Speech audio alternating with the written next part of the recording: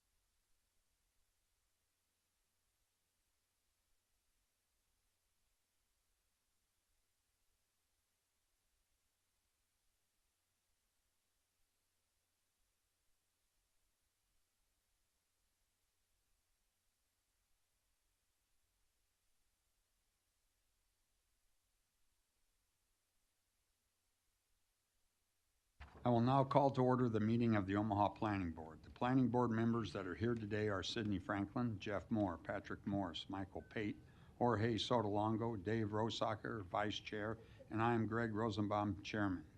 Members of the city staff that are in attendance today are Dave Fanslau, Planning Director, Eric England, Assistant Planning Director, Mike Carter, Current Planning Manager, Jennifer Taylor of the City Law Department, and Kathy Epperson is our Recording Secretary.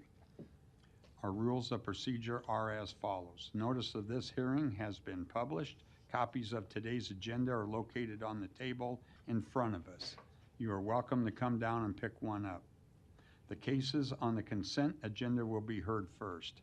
Consent cases have been recommended for layover, have already been heard, or are perceived by the Planning Board to be non-controversial. Therefore, they will be read and voted on without the opportunity for you to state your opinion on the case. If you wish to have this case discussed during this hearing, you may remove the case from the consent agenda. To do so, when each consent case is read, I will ask if anyone wants the case removed for discussion. If you do, please stand up and say so, and the case will be removed. This case will then be heard after we vote on the cases that remained on consent. When the case is heard, you'll have the opportunity to come to the podium, clearly state your name and address, and give your testimony at that time. When hearing cases on the regular agenda, the board will first hear from the applicant. After the applicant states their case, we will hear from the proponents, and then we will hear from the opponents.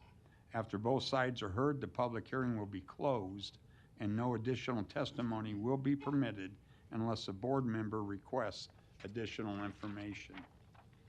When at the podium, please clearly state your name, address, and whom you are representing for the record. Your testimony is very important to us. In the interest of time and courtesy to others, please be short and to the point. We will try to limit each case to 10 minutes. Those directly involved in the case, please speak first. We request that large groups select a spokesperson to represent that group, therefore eliminating repetitive testimony. When giving testimony, please provide new information and try not to repeat what has been previously said. We do ask that all speakers and others be treated with courtesy and with respect. In that regard, please remain silent while seated, and please turn off your cell phones. Our decision to approve, deny, or continue a case made here today will be forwarded to the City Council for another public hearing and final disposition by the City Council. Conditional use permits are an exception to this rule. The board's decision made here today on conditional use permits are final and not forwarded to the City Council. Lastly, upon the advice of the Law Department, all communications to the board members from attorneys or other interested parties should be transmitted through the Planning Department so that they are made a part of the public record. The department will then transmit all that information to the board as well as to the rest of the public. A current copy of the Nebraska Open Meetings Act can be found in a white binder in this room. We do have a change to our consent agenda. The applicant on agenda item number 25 is requested that we put that agenda item on for layover. So agenda item number 25 will be added to the layover consent cases. Okay, I'm going to get started with reading the consent cases. Like I said earlier, when I read each case, if you're here and you want to discuss it today, you'll have to stand up and let us know. We'll remove it from the consent, and then we'll hear testimony from you once all the consent cases are gone through. Okay, agenda item number 2, case C8-24-16, applicant Brad Bader. It is on consent for approval. Request approval of a special use permit to allow large group living in the LC district. This was laid over from our January meeting. Location 3347 and 3343 Ames Avenue. Anyone wish to have this removed? Okay, seeing none. Agenda item number 3, case C8-17-16, applicant Robert Kozel. It is on for approval. The request, approval of a major amendment to a special use permit to allow convenience storage in a community commercial district. Property is also located within the Ponca Hills Environmental Overlay District. This was laid over from our January meeting. Location, northeast of Highway 75 and Interstate 680. Anyone wish to have this removed? Okay, seeing none. Agenda item number 5, case C3-24-51, applicant Greater Omaha Packing. It is on for approval. Request approval of amendment to the future land use element to the city's master plan from office commercial to industrial. Location southwest of 30th and L Street. Anyone wish to have this removed? Okay, seeing none. Agenda item number 7, case C10-24-39, applicant 10th Avenue Freeze Out LLC. It is on for approval. Request rezoning from MU to R7. Location 4252 South 207th Street. Anyone wish to have this removed? Okay, seeing none. Agenda item number 8, case C10-24-41, C7-24-37. Applicant, hope I say this right, Katal Beretted. It is on for approval. Request rezoning from GC to CC along with approval of a major amendment to the presumed conditional use permit pursuant to section 55883Q to allow single-family detached in the CC district. Location 1820 and 1816 North 33rd Street. Anyone wish to have this removed? Okay, seeing none. Agenda item number 10, case C10-24-45, applicant Completely Kids. It is on for approval. Request rezoning from DS to CBD. Property is located within an ACI Area of Civic Importance Overlay District. Location 2451 St. Mary's Avenue. Anyone wish to have this removed? Seeing none. Agenda item number 11, case C10-15-299, applicant Western Springs Land Corp. It is on for approval. Request approval of a major amendment to the mixed-use development agreement for Shadowview Village. Location northwest of HWS Cleveland Boulevard and West Center Road. Anyone wish to have this removed? Okay, seeing none. Agenda item number 12, case C10-24-49, applicant Planning Department on behalf of the City of Omaha. It is on for approval. Request rezoning from DR to DR and MU. Location, an irregular shaped parcel 0910702284. located adjacent to the southwest of 3404 South 144th Street. Anyone wish to have this removed? Okay, seeing none. Agenda item number 13, case C10-24-50. Applicant Planning Department on behalf of the City of Omaha. It is on for approval. Request rezoning from GC to R7, location 2201 North 16th Street. Anyone wish to have this removed? Okay. We'll remove that was number 13. Where'd I put my, there it is. Okay. Agenda item number 13 we'll remove. All right, continuing on, agenda item number 14, case C10-24-54. Applicant Planning Department on behalf of the City of Omaha.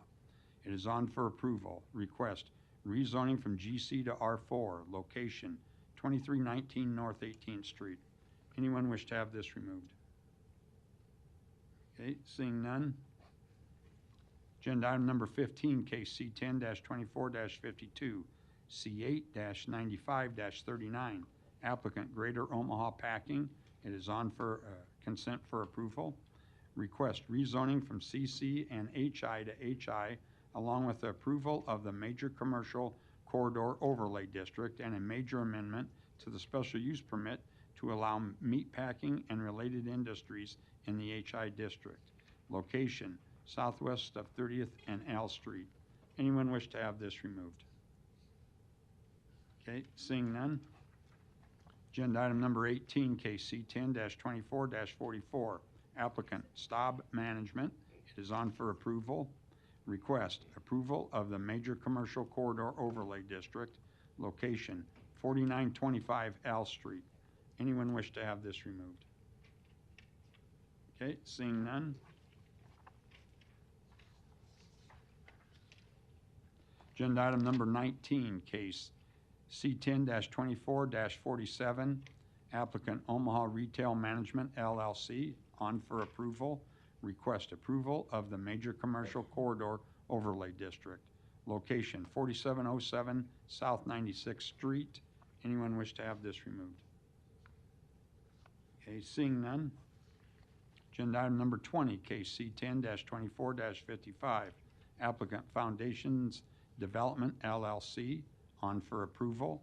Request approval of the Major Commercial Corridor Overlay District, location 12805 Fort Street. Anyone wish to have this removed? Okay. We'll remove that. Agenda item number 20. Okay, agenda item number 21, case C10-24-57.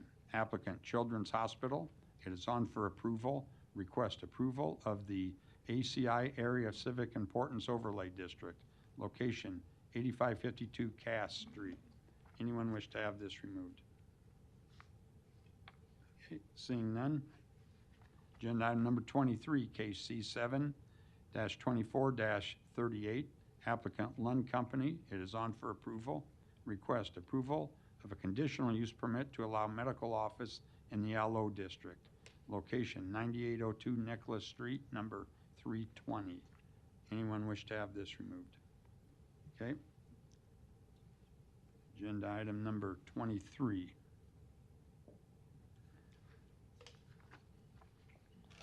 Agenda item number 24, case C7-18-232. Applicant Omaha Neon Sign Company. It is on for approval.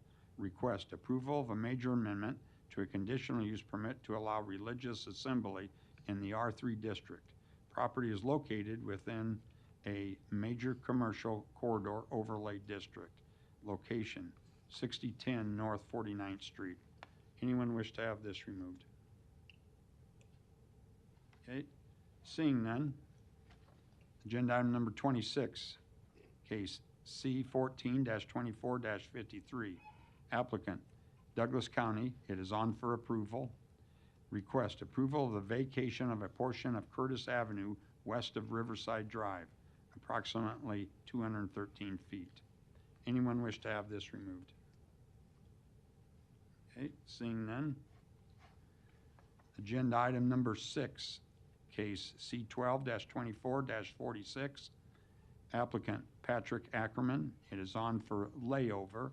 Request preliminary and final plat approval of North Omaha Airport, a minor plat outside city limits with approval of a waiver to section 5399 sidewalks and section 53911 street trees. Location, northwest of 72nd Street and Bennington Road. Anyone wish to have this removed? Okay, seeing none. And we added agenda number 25. Agenda item number 25, case C7-19-31. Applicant St. Robert Bellarmine Church of Omaha.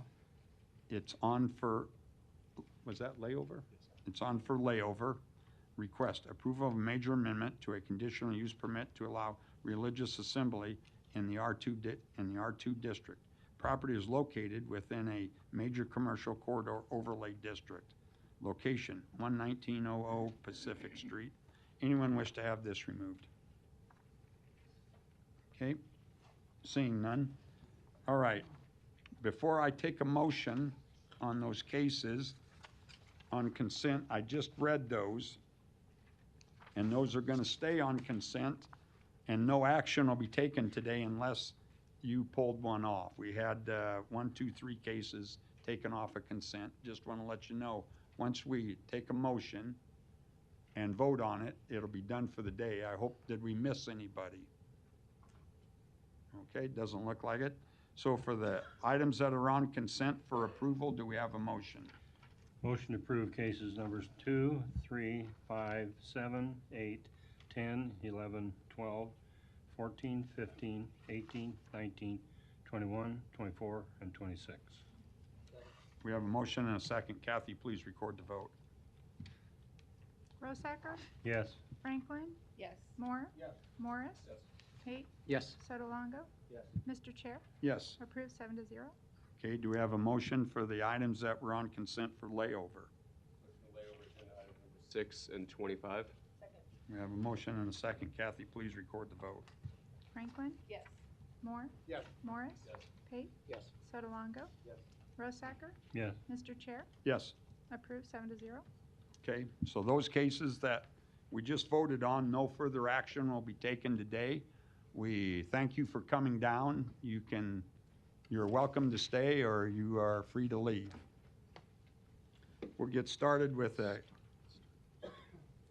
yeah, I'm going to start 13. Yeah, we're going to start with agenda item number 13. That was on consent for approval. Agenda item number 13, case C10-24-50. Applicant Planning Department, on behalf of the City of Omaha, requests rezoning from GC to R7, location 2201 North 16th Street. Who's presenting? I am the Okay. So representing the City of Omaha, Eric England. So this is a request for a rezoning. This was part of another case that was before the board last month, basically the disposal of city ground. Before we transfer this property, we wanted to change the zoning so that it is more in compliance with the surrounding properties and those that are zoned R7. So basically, we're just cleaning up the zoning before selling the property to a property owner. Okay. Or a developer for future development. Yep. Any other proponents? Seeing none, are there any opponents? You can come forward, sir, give your name and address, please, and give your testimony. My name's Anton Rotz at 1512 Burdette, and I was just wondering what kind of intended use would that be? I mean, is there going to be like a big 4-story apartment building or something going up there, or? I can answer your questions here in a minute. If that's all you have to say, I'll address that shortly. Okay, all right, thank you. Is that it? Okay. Any other opponents? Seeing none, close public hearing. Additional comments, questions from the board? Eric. Yeah, so there is no specific development plan proposed for this lot. This specific disposal of city property included several other parcels to the west of 16th Street. There was probably about 15 total parcels in all that are, the vote last month was to approve the disposal of these properties. At a future date, it'll be on city council with a specific purchase agreement that will go to that party. At this time, there are not any specific development plans to share. I can say that there is a developer that is looking at, developing the majority of the properties for affordable housing. I can't say specifically whether this parcel right on 16th Street would be included with that, but there are ongoing efforts with the city staff to work with that developer. So later on, when there is a development proposal, there is most likely going to need to be further action that comes to planning board and city council at that time with a specific development plan. So I'm not able to tell you exactly at this point in time of what the development proposal is, but we are cleaning up the zoning to be more consistent with the surrounding properties. So I'm sorry that doesn't fully answer your question, but that is the information that we have available at this time. For further discussion with what those plans are, would he receive a notice? Yeah, so if this specific site were involved with a larger development plan that came forward, it's quite possible there might need to be a PUR, planned unit redevelopment overlay.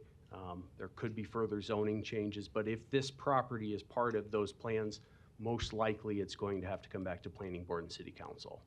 Just because this is a rather small lot, if the future owner decided to build one house on it, that might not require an action that comes back to planning board. So I can't with 100% certainty say that it would, but the information available to at this time, I anticipate further entitlements necessary to come back to this board and city council. I closed public hearing, but sir, if you want to come on up, I'll let you ask your question. You have to give your name and address again. Anton Rotz, 1512 Burdette. If that comes up for sale, can I buy that property? We have already been working with a developer, and we are in the process of selling it to that individual with the intent of affordable housing. So that decision has already been made to engage further with that individual. So I would say at this time. Kind of SOL on that deal, huh? Well, a month ago, we approved the disposition of it, so it's been in the works for a month. Well, Or much before that. longer. Yeah, much longer. but- Several months. Yeah. But really, anytime we have a developer looking at affordable housing and we have city property that we're able to sell to help facilitate that, that usually takes, a higher threshold as far as future development plans and something that we are interested in. So, If there was any changes, would I be notified of that, or could I be notified, or? we can definitely add you to our database regarding I guess you could interest in put me city in as a properties. player in the game. What's that? You could put me in as a player in the game. We will add you to the database, and Yeah. if anything falls through with that specific property, and it is not transferred to that developer, then yes, we can continue further conversation regarding Okay. your interest in the property. Okay, thank you. Thank you. Anything else you wanted to add, Eric? Recommend approval. Do we have a motion? We have a motion. Moore? Yes. Morris? Yes. Pate? Yes. Sotolongo? Yes. Rosacker? Yes. Franklin? Yes. Mr. Chair? Yes. Approved 7-0. Okay, agenda item number 20, that was on consent for approval, taken off. Case C10-24-55, applicant Foundations Development LLC, request approval of the Major Commercial Corridor Overlay District, location 12805 Fort Street. Okay, good, the applicant's here. You want to come forward, sir? Hello, Rob Woodling, Foundation Development, 1886 South 126th Street. This is we were here last month in regards to rezoning of this particular lot. This is another piece to add a MCC overlay for the urban design review because it's so close to Fort Street.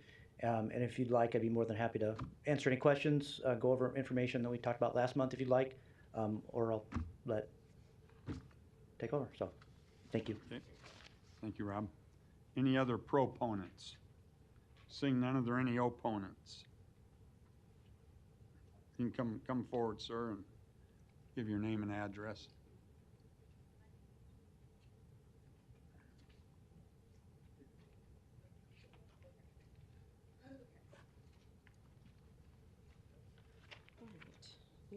Okay.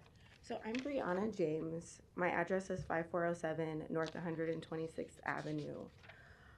I just have questions about the plans because this basically backs my house. So I just wanted to know what the plans were as far as traffic and like, is this in relation to the sports complex? I just wanted some more details. Okay, thank you. Same as we're together. Okay. Right. Any other opponents?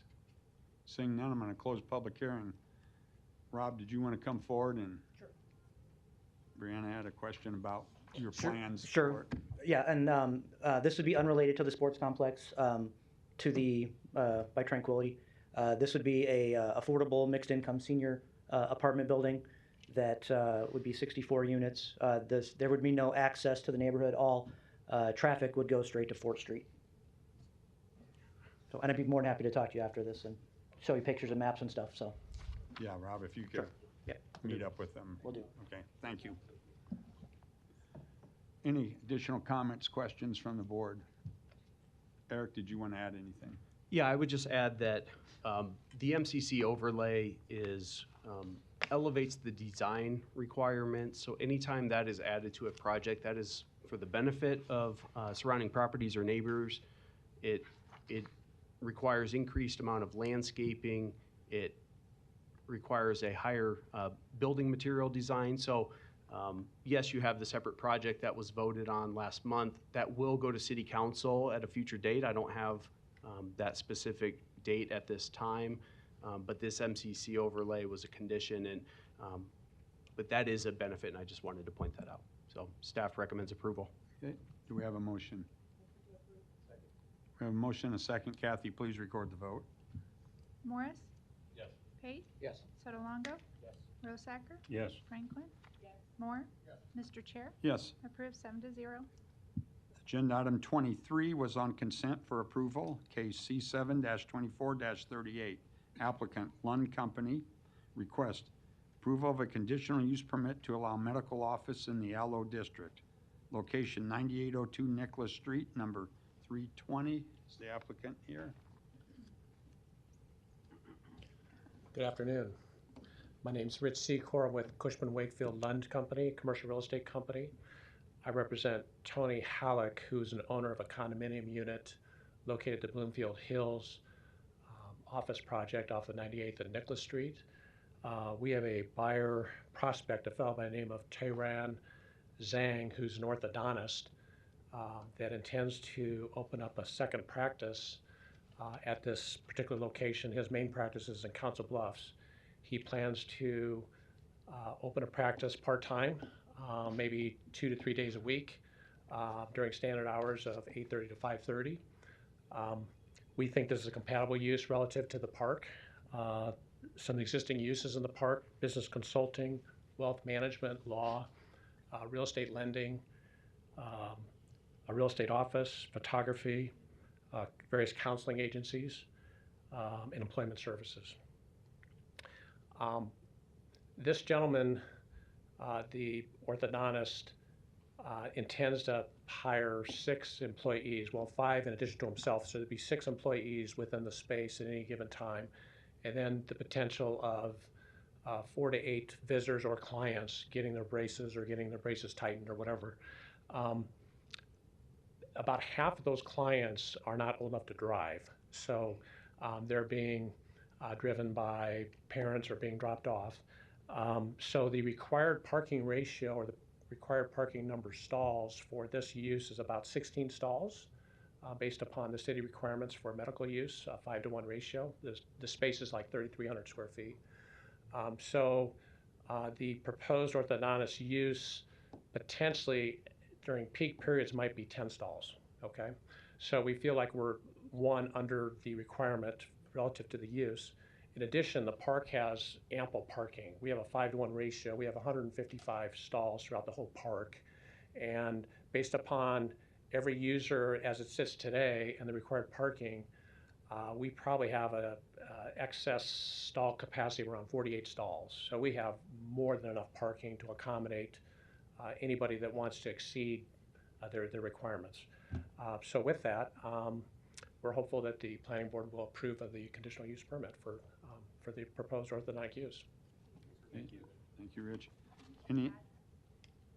Yeah, I think. Rich, can Did you address, give please. your address, Rich? Oh, I'm sorry. So it's Rich Secor, Cushman Wakefield Lund Company, 450 Regency Parkway Drive, Suite 200, Omaha, Nebraska, 68114.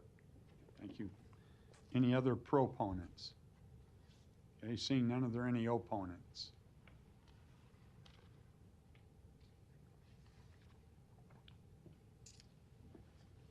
How's it going? Travis Sholin, Keystone Financial Services. Address is 9802 Nicholas Street, Suite 315.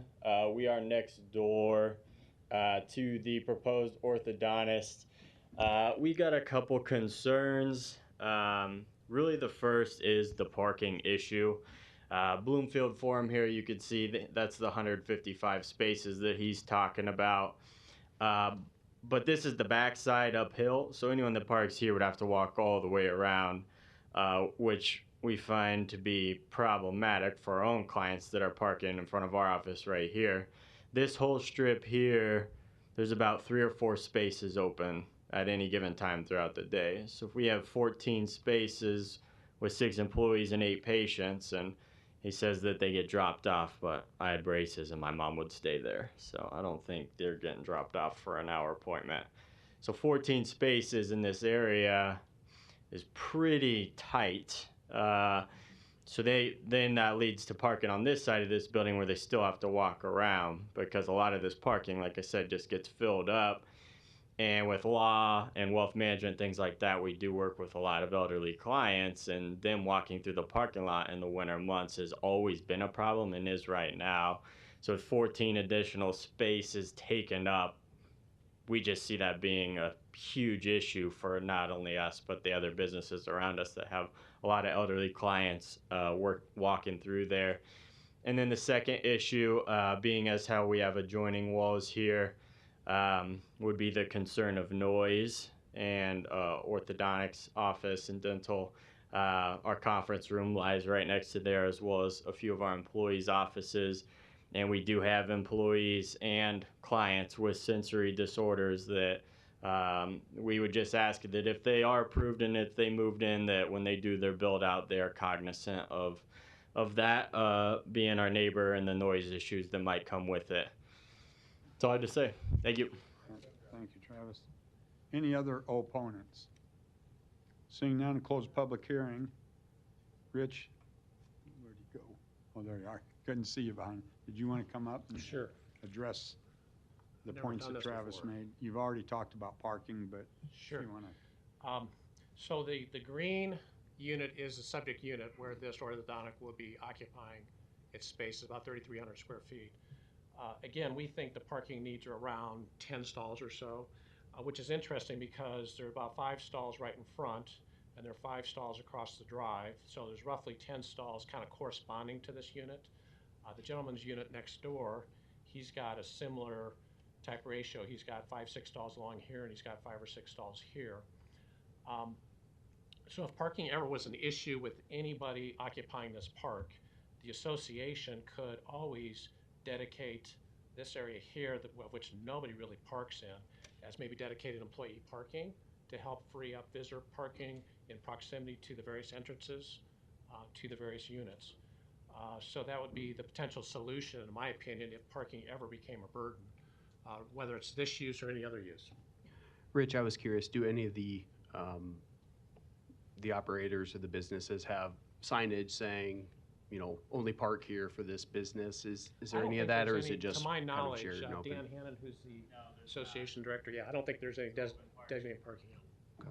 Yeah, and I'm a property manager too, and you always want to kind of refrain from dedicating stalls to specific businesses because sometimes those stalls just sit empty. And therefore it creates a burden for anybody else trying to park at the complex. Rich, who was the prior tenant in that space? It was a staffing company. It was an IT staffing. They had actually 10 offices inside. So I mean, I think Parking the needs to- use of the parking is probably going to be about the same, maybe even less. Right. That's what I want to know. Thank you. What about, Travis brought up noise. Noise. So it's my understanding, I had braces twice. I don't think there's a lot of noise with braces. That'd be different if it was a dentist, because dentists are doing a lot of drilling and that kind of thing. But I think with braces, I think it's more just applying braces, and I'm not sure it's a real noise concern. I think part of it was maybe just the construction phase. So we would just encourage, to Sure. be good neighbors and, Yeah, sure. be cognizant of that. Absolutely, yep, we would. Yep, we try and do, if it's any major construction, we try and do it, before or after hours. Thank you, Rich. Yep. Any other comments, questions from the board? Eric? Yeah, so as Rich had mentioned, the overall facility, that's how we consider parking requirements, and there's an excess of parking stalls that is, I think 48 is what Rich said, that is accurate, over and above of what is required for the complex. So, I guess we just encourage maybe if employees, park further distance away to provide those closer stalls for customers. That's always good practice for any operation and shared office user such as this. Staff recommends approval. Approval of the conditional use permit to allow medical office in the LO district subject to the 5 conditions in the recommendation report. Okay, do we have a motion? I motion to approve the conditional use permit to allow medical office in the limited office district, subject to the 5 conditions in the recommendation report. Okay, we have a motion second. Kathy, please record the vote. Pate? Yes. Sotolongo? Rosacker? Yes. Franklin? Moore? Morris? Mr. Chair? Yes. Approved 7-0. Okay, that was the last of the consent cases, correct? Okay. Moving on to the regular agenda. Agenda item number 1, case C3-24-21, applicant, Planning Department on behalf of the City of Omaha, request approval of the 1904 Farnham TIF redevelopment project plan, laid over from our January meeting. Location, 1904 Farnham Street. Don, you're... Yeah, thank you. Don Seaton, Omaha City Planning Department. The 1904 Farnham TIF redevelopment project plan. It's located on the northwest corner of 19th and Farnham, just across the street from where we're sitting now. This is a comprehensive rehabilitation of a 7-story historic building. It's on the National Register. The upper 6 levels of the 7-story building will be affordable housing units, apartments. They're all assisted with low-income housing tax credit funding. Project also receives, is going to receive historic preservation income tax credits as well. So 54 apartment units on the upper levels, about 6,000 square feet of first floor commercial space is involved. This project was previously approved for the TIF program and for TIF assistance, but it was part of a project that combined 2 buildings. That existing TIF approval will be rescinded as part of the approval of this current TIF project. The development is located in an extremely blighted area. That means we're looking at a 20-year TIF term for the TIF. The parking for the structure, there's none on site. It'll be, the project will rely on the public parking structure across the street for the parking needs. The developer is 1904 Farnham Owner, LLC. It's managed by Neeraj Agarwal. This total project investment in our central business district is $23.1 million approximately. The request is for $418,298 in TIF support. This project meets the required criteria of our city's TIF program. It's an appropriate land use for the location, and it complies with the goals of the city's master plan. We ask for your approval. Thank you, Don. Any other proponents? Okay. Hi, Neera Jaggerwal, for the applicant developer, 1901 Howard Street, Suite 300, Omaha, Nebraska, 68102. Just want to echo kind of what Don said. Really, this is the first of many projects we're looking where we're taking intentional efforts to repurpose underutilized and vacant office buildings and commercial buildings into affordable housing.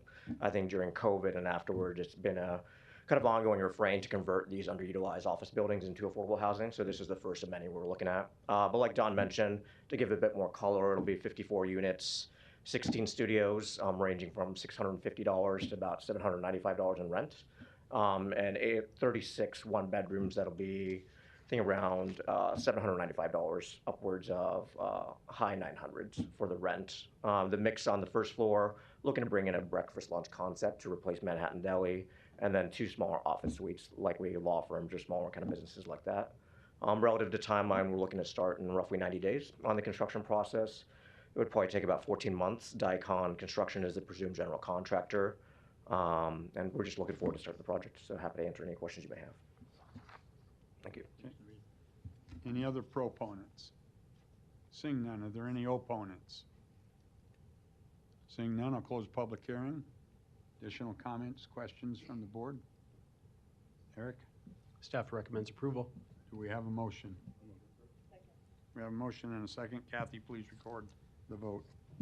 Sotolongo? Yes. Rosacker? Yes. Franklin? Moore? Morris? Pate? Yes. Mr. Chair? Yes. Approved 7-0. Agenda item number 4, case C3-24-48. Applicant, City of Omaha, request approval of a local landmark designation, location 4702 South 25th Street. Shelley, you're up. Hi, yes, thank you. I'm the Preservation Administrator in the City Planning Department. And the city is moving forward with designating the fire station, old fire station number 5, which is on the southwest corner of 25th and L Street, designating it as a local landmark and also listing it on the National Register of Historic Places. I talk about the National Register of Historic Places because that document is used in lieu of a designation report because the criteria for local landmark designation and National Register is similar. This is a one-story building. It's constructed of concrete. It was built in 1949 as one of the first projects under the mayor's citywide master plan, which was adopted in 1946. This was the first comprehensive plan in Omaha. The project was built in the streamlined modern style.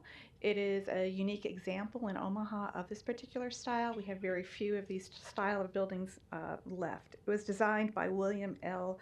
LaBar Steele with his firm Steele, Sandham and Steele. He was a pretty significant architect out of Chicago and has national recognition. He spent his last 20 years of practice in Omaha. The Landmarks Heritage Preservation Commission is recommending this landmark nomination. They voted on January 10th to approve the nomination. In terms of the master plan, we have found that it's in conformance with the master plan. The master plan and a number of their elements, including the land use element, supports historic preservation. The significance of the property, has both cultural and historical significance.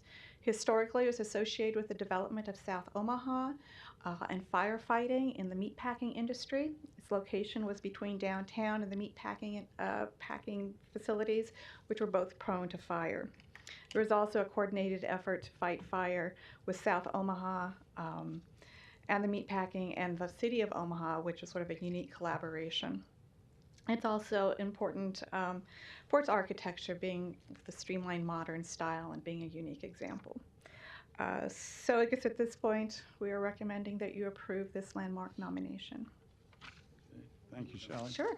Thank you for your presentation up pre-meeting too. Any other proponents?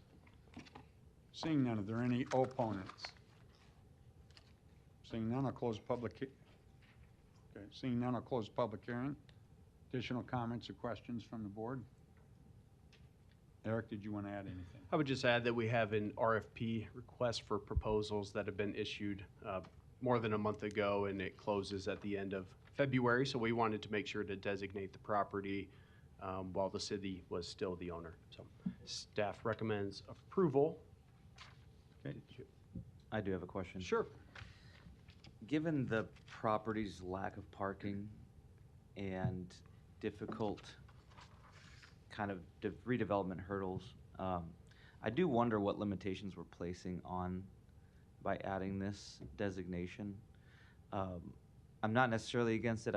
I'm curious, given that it's already a tricky site to redevelop, what kind of those limitations are now going to be placed upon the building. Well, and so I might call up Shelley here to help out, but by designating the property, it does open up both federal and state tax credits. Shelley, if you want to elaborate on the benefit or what's available on top of potentially utilizing TIF, this is an area that's eligible within a CRA. So Certainly. I don't know if you want to touch on the tax credits that could Yeah, help I can do facilitate that.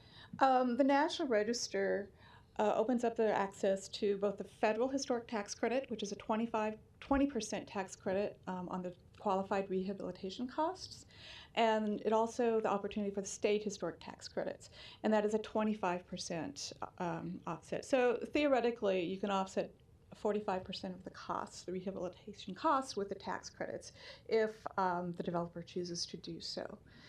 In terms of other limitations, really, it's just a matter of maintaining the building, doing things that are not going to cause deterioration to the building, doing things that are not going to detract, and that are generally are appropriate to the style of the building. Things that have already been done that maybe not are appropriate, such as, say, the graffiti, or perhaps the enclosure of one of the apparatus bays on the north side.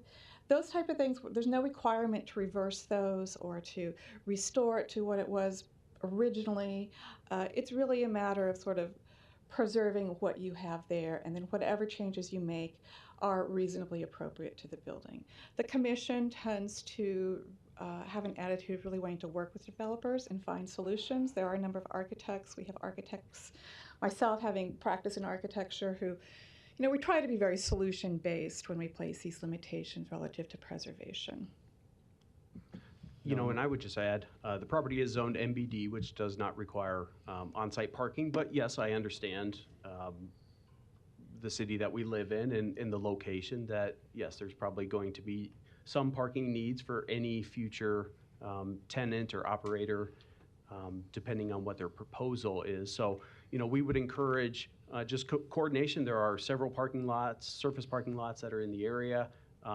If not directly related to this, but if the RFP and the proposals come back and there's challenges that we see, that is something that, the city can continue to explore and see if there's any other types of arrangements in parking that, that the city has access to, and just continue to coordinate if that is a hindrance, I guess, regarding, the parking and not having any on site. So I guess we'll have to see what those proposals are, and act accordingly or in response of that. But we definitely do think that this is an asset that deserves, preservation, and it does open up those other tax credits. But we do understand that there are some limitations then that are on the site. But it is a fairly small site.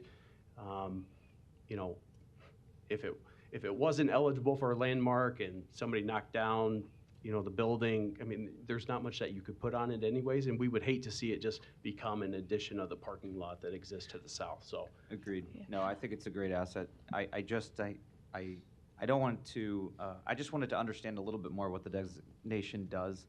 I wouldn't want it to be further burdened by regulations where it's already sort of tricky, and I know what those designations do when you're trying to build out even the interior of a space. And in a sort of high construction cost environment, I feel like we have to be careful about what we do place in terms of regulation, Yes, I understand that. I would note that landmark designation, local landmark designation, does not look at interiors unless there's a significant interior space of public importance, such as, say, a sanctuary or a lobby in a significant building. For instance, we look at things that happen in the Durham Museum. In this particular case, the purview for the commission would only be to the exterior. Okay.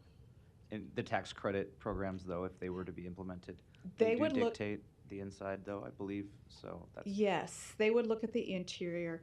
And in this particular case, we've got a pretty bare bones building, an industrial building, and you know, I think there would be quite a bit of flexibility with it. Right. So Again, if you want to pop a window into this building, can you or can't you? And I think it needs more windows. So that's those are one of those. It's just kind of an interesting one, Sure. to be honest. And I wanted to understand from a feasibility standpoint, you know, where this thing sits if we do grant it the designation. That's all.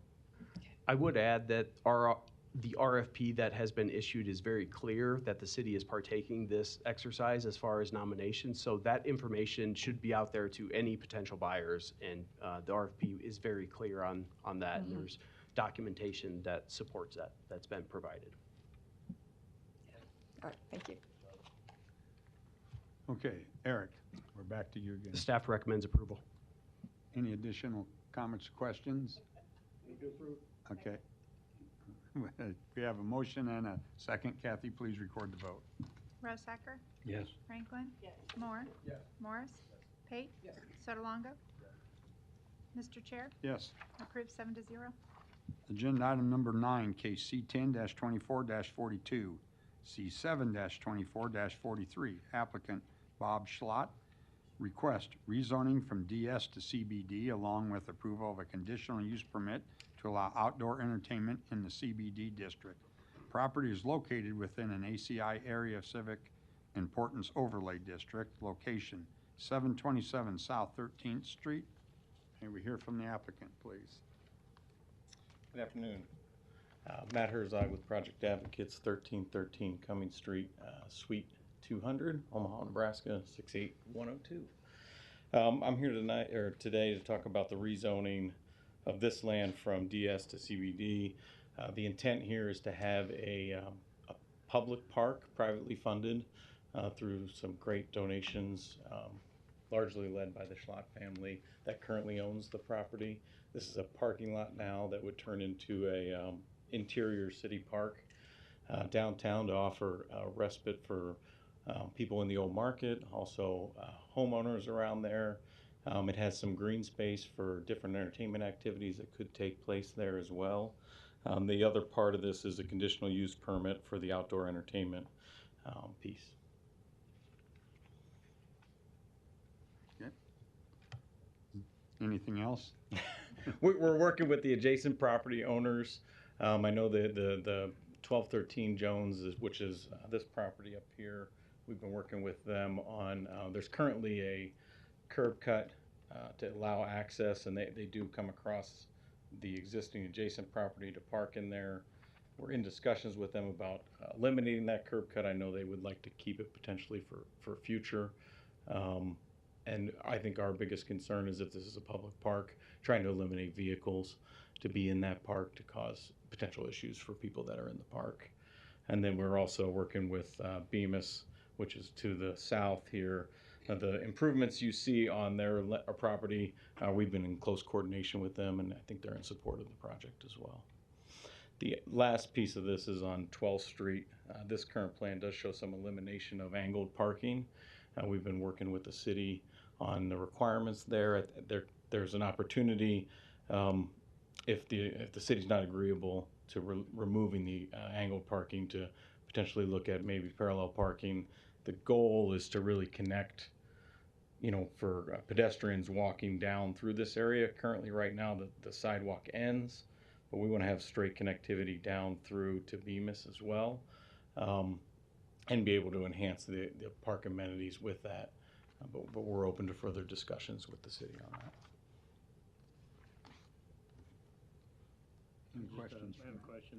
Your site plan shows some of your development there on that northern parcel encroaching on their property, and so I mean that obviously can't happen unless you have an agreement with them. Correct. And they obviously park there now, so that's still some contention. How's that going to get resolved? We've been working with them. I think their current position is that we keep a curb cut there and not park on that, so that in the future, if they do desire to have parking there, they could in that area. I don't know. Megan can Hi. jump in Yeah, there too. I'm Megan Wolf with Olson, 2111 South 67th Street, Suite 200. I'm the civil engineer for the project. And just so you guys are aware, the owners of 1213 were at planning board last month to change their zoning to CBD as well to remove the on-site parking requirement. So there's no on-site parking requirement anymore. And we've also been working with the City of Omaha staff to do unlimited parking meters along along 13th Street, so that the employees of that law office could park there for an unlimited amount of time. And then I think it was going to be 50 cents per hour instead of $1. And then also we were looking at reserving stalls in the nearby parking garage for them as well. Okay. Any additional questions for Matt? None? Okay, thank you, Matt. Any other proponents? Seeing none, are you a proponent, sir? Okay. Yes and no. Okay. Hi, Albert McKetto. I represent 1213 Jones LLC. We own the property that is surrounded by the applicant's property. We're generally in support of the project. We think it's great for the neighborhood. The only request we made to the park developers was that we would like to be able to maintain the right to a driveway access to our property. I think as long as we hit the city's driveway standards, we think we should be allowed to do that, and we just want to be able to preserve the right. As that building has been around, it's had a number of tenants over the years, and so we have to make sure that if we have a different tenant, that we are able to accommodate whatever their needs are. Thank you. Thanks, Albert. Any other proponents? Seeing none, are there any opponents? Seeing none, I'm going to close the public hearing. Matt, did you want to come up? What Albert said, you're fine with their request, correct? Yes, we're willing to work Okay. with them to get that figured out. All right, thank you. Any other comments, questions from the board? Eric? Yeah, Ryan Haas, if you could come up from Public Works. I think we should just have just two components as far as driveway access off of Jones Street. I think it'd be good just to state on the record what was discussed in the pre-meeting, and then also regarding the parking on 12th Street. I'll kind of lead into that. Obviously, there is a recent street project on 12th Street and Jones, and expense has been put in to put in the diagonal parking. I'm not aware of any parallel parking that's been discussed up to this point, so I guess I'll give Ryan a chance to comment on both of those issues. Yeah, Ryan Haas with Public Works. The issue of the 12th Street on-street parking, to my knowledge, has been resolved. That was something that was requested and discussed at the pre-application meeting. We took that information to the folks who would be responsible for making the decision, city traffic engineer, the city parking manager. Essentially, it was very clear that there was no desire to allow any modification to the on-street parking that was constructed as part of the recent Jones Street public improvement project that the city did within the last several years. So to my knowledge, that decision is done, and we can now focus on working with the applicant to get the standard requirements met on the streetscape with regards to the planters and those sorts of things, and then the standard sidewalks with a transition happening halfway down the block there between Jones and Leavenworth. Excuse me. With regards to the access on Jones Street, it's a little bit tricky because it's a function of what the land use is going to be in that building. If it is restricted to where essentially it's like a single family type use, then they can have a driveway where you pull in and back out like you would typically see for a detached single family use. If it's multifamily or commercial, effectively there's not enough room on the site for a parking area and a drive aisle. as far as I'm aware, if there's no easement rights for the way it's currently configured. So in that scenario, there'd effectively be no way to comply with the city's driveway regulations, and they wouldn't be able to take an access. It's just a very constrained site with a lot of building coverage. So that could be a challenge, and we'd have to work with the property owner if there are changes to the access. Thanks, Ryan. Thank you, Ryan. So I guess I would just add, Ryan addressed the 12th Street diagonal parking, and as recommended in the recommendation report, that needs to remain, is consistent and will be the city's recommendation. A few items to work through. Ryan had mentioned streetscaping, a few urban design items. So really, I guess probably the trickiest item is this driveway access. Matt or Megan, if you could come up, do you know that it looks like the location of the current driveway is split on both properties? Is that accurate? That is accurate, and I believe there's a current access agreement in place. So I guess the question is, how does that get resolved if there is an existing access agreement without knowing what the terms of that is? I don't know if that's a designated distance or width. I guess if you could just maybe elaborate, and also after Ryan Haas spoke from Public Works' stance. Yeah, so Bob Schlott did grant. We need to name your name Oh, and address. Megan Wolf. And Matt's name and address again. Sorry. Megan Wolf from Olson, 2111 South 67th Street, Suite 200, Omaha, Nebraska 68106. Matt Herzog with Project Advocates, 1313 Cummings Street, Suite 200, 68102. Thank you. Yeah, so the owner of the property where we're putting the garden did grant the owners of 1213th a temporary access easement. That easement has been revoked, so there is no access easement right now for them to cross their property to park. So there's no easement in place. If you look at it from the property line on the west of 1213, there's about 11.5 feet from their property line to a historic landmark pole that cannot be removed and has to remain.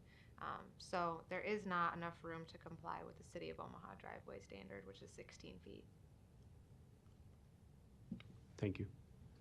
I think as far as Ryan's comment on the parking on 12th Street, we're certainly agreeable to make that work, keeping the diagonal.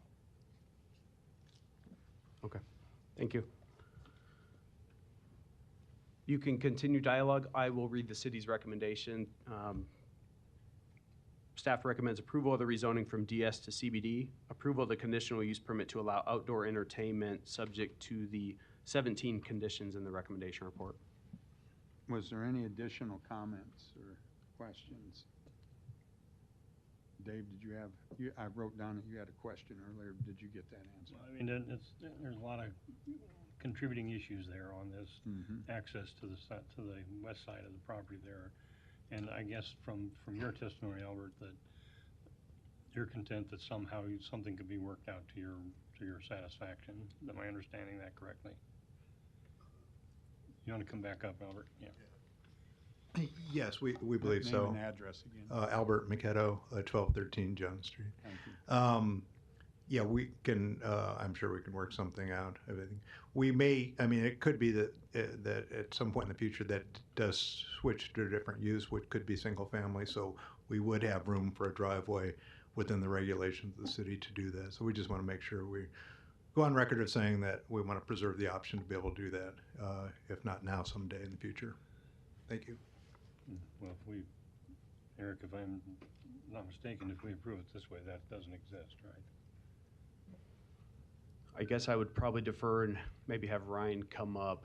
So Ryan, I guess Dave's question and maybe my question is, the driveway goes away at this time, on-street parking striping is continued on Jones Street.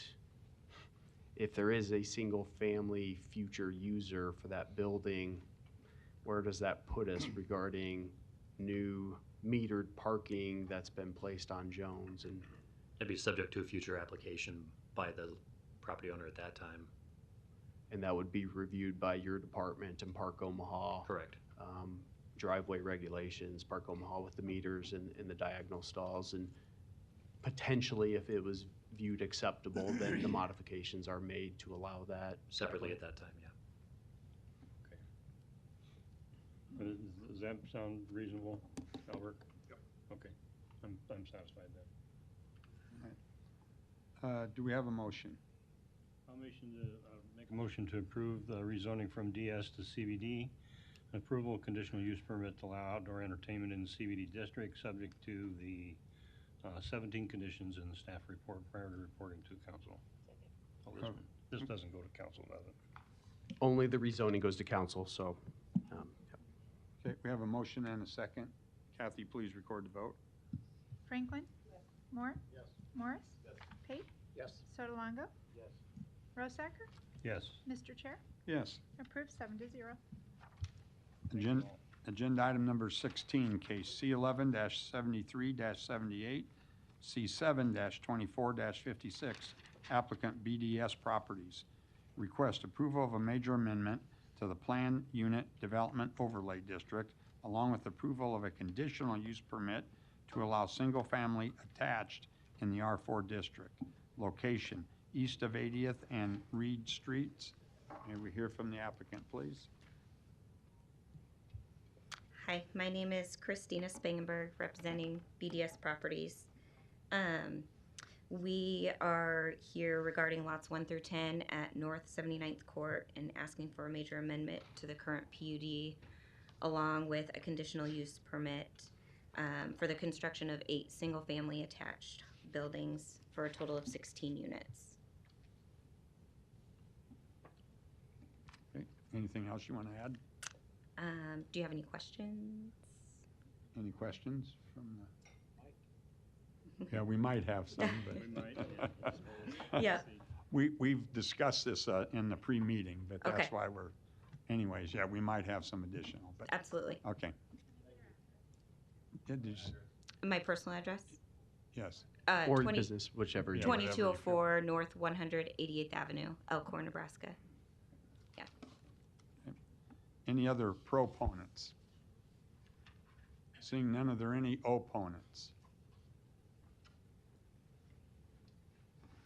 Hello, my name is Mara Moore. I am the treasurer of the Glenbrook Association Board of Directors.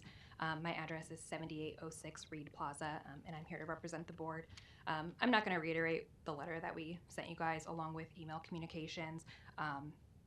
We just want to say that we are fully within our rights and our covenants, and respectfully request that you deny the permit until we approve plans per our covenants. If you have specific questions regarding the specific section of covenants I provided or our letter, the president of our HOA is here as well to answer those. So, Mara, I have a question while you're there. Yep. How long could you obviously the correspondence you sent was pretty lengthy. So I guess for the benefit of the board, could you just summarize a few points? Is the concern style, parking, garage size? Could you just give a summation of some brief Yes. points for? Yep. So the original plans that were submitted to us, it was about the style.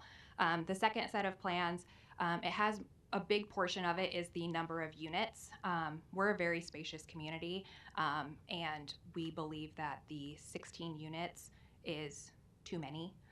We have proposed 6 duplexes, which is 12 units, would be acceptable plans for us to look at. And then we are also opposed to the single car garage proposal. We would like double car garages because the other streets in our development have spare parking for those homes that currently exist with single car garages. This street, however, does not, and we don't have the ability to put it in. So that is why we are requesting the double car garages versus single car and double driveway, which is what's being proposed, because it's going to create really unsafe parking since the street is only wide enough for current emergency vehicles. Okay, as a follow-up, regarding the private covenants that you have in place, you said you would like this delayed or denied until a chance to approve. Do you, have you, and maybe this is also a question for the applicant, has there been dialogue? Has there been conversations, proposals? Do you believe there's area for compromise? Just your perspective on that, and I guess I would also ask the applicant of that here shortly after testimony from opposition. Yes, so most of the communication has been directly with Diane Taylor, our president. We have looked at two specific sets of plans. We only look at plans that are full plans, so complete plans. And we do have, per our covenants, 30 days to review those as a board and respond in writing to the applicant. So we really do want units to be built there. I mean, that is income for us. But we have to respect what the current community is like. And we have a bigger responsibility to the future of the association. Let me ask you a question. When you say complete plans, you're not expecting complete buildable plans before you approve, are you? So our covenants require complete plans, which are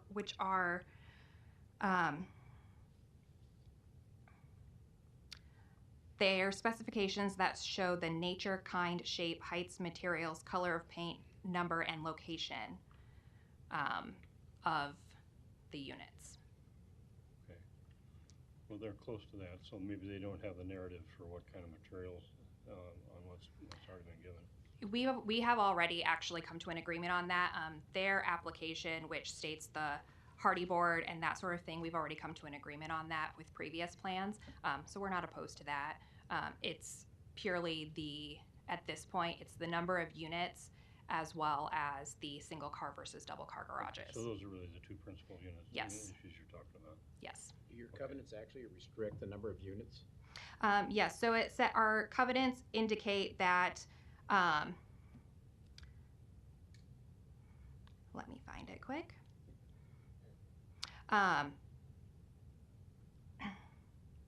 So plans have to be submitted and approved in writing as to the number of dwelling units, the harmony of the external design, color, and location in relation to surrounding structures and topography by the board of directors. Okay, So it doesn't restrict it, just says a number of, just need to know how many units. correct. Yeah.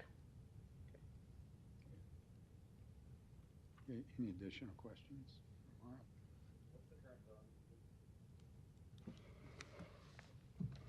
It is, well, let me get to it. I believe it's R4 with a cluster overlay and a PUD overlay. Sorry, not on the page. Yes, R4 PUD, and it's also within a cluster subdivision. Okay, any more from Mara? Thank you. Great, thank you. Any other opponents?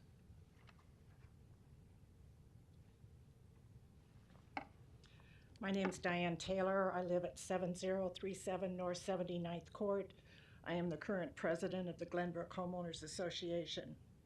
You had requested whether we had had correspondence with the applicants. The last correspondence we had was September 18th of 2023. We've had no correspondence with them since. At that particular time, they submitted a second housing plan. The outside pictures that they gave us were much more compatible with the area, with our area, and we said fine with that, but we needed the detailed plans. We have not received any detailed plans, such as those that were submitted in the application for today.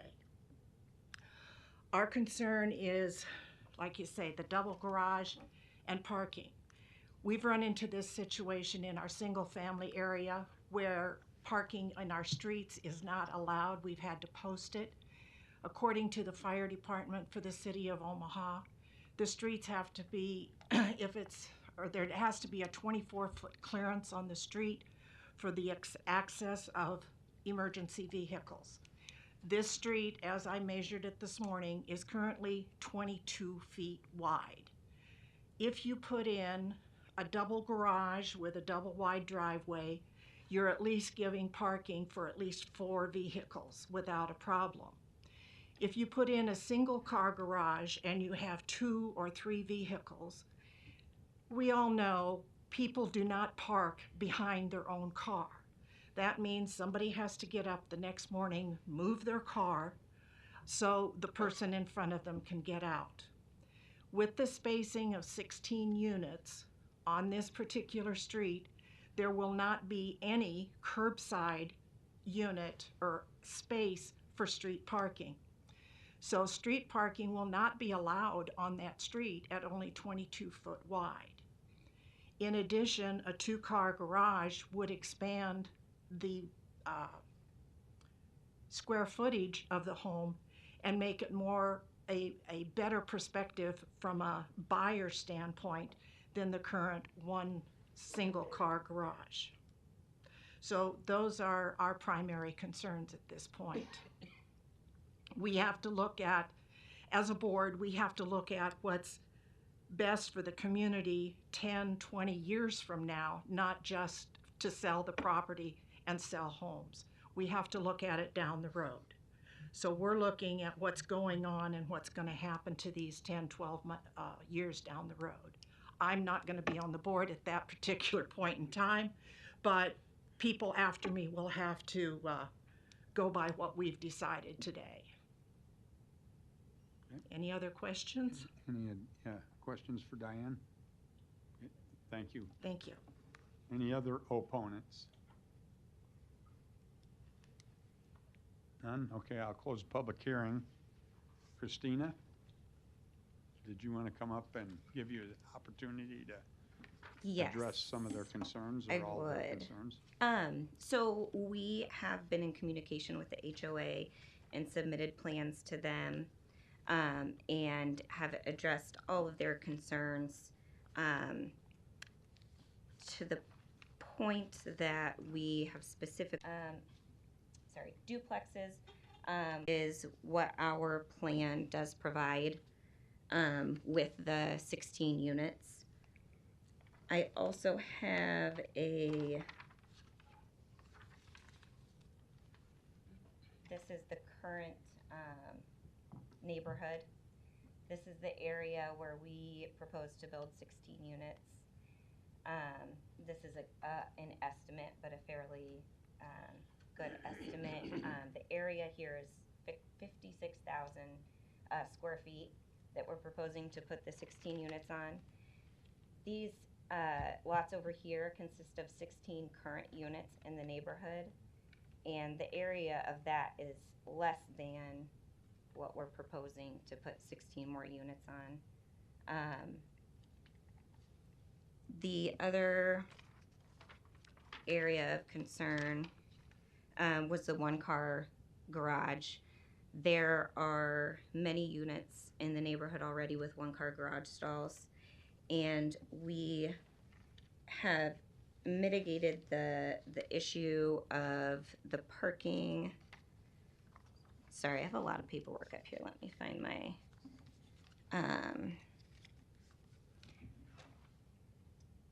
with the flare out in the driveway, that is going to mitigate anyone needing to move or rearrange vehicles if they are trying to, if they have more than one vehicle and are trying to get out, in and out of the driveway. There are other areas within the neighborhood with very similar parking.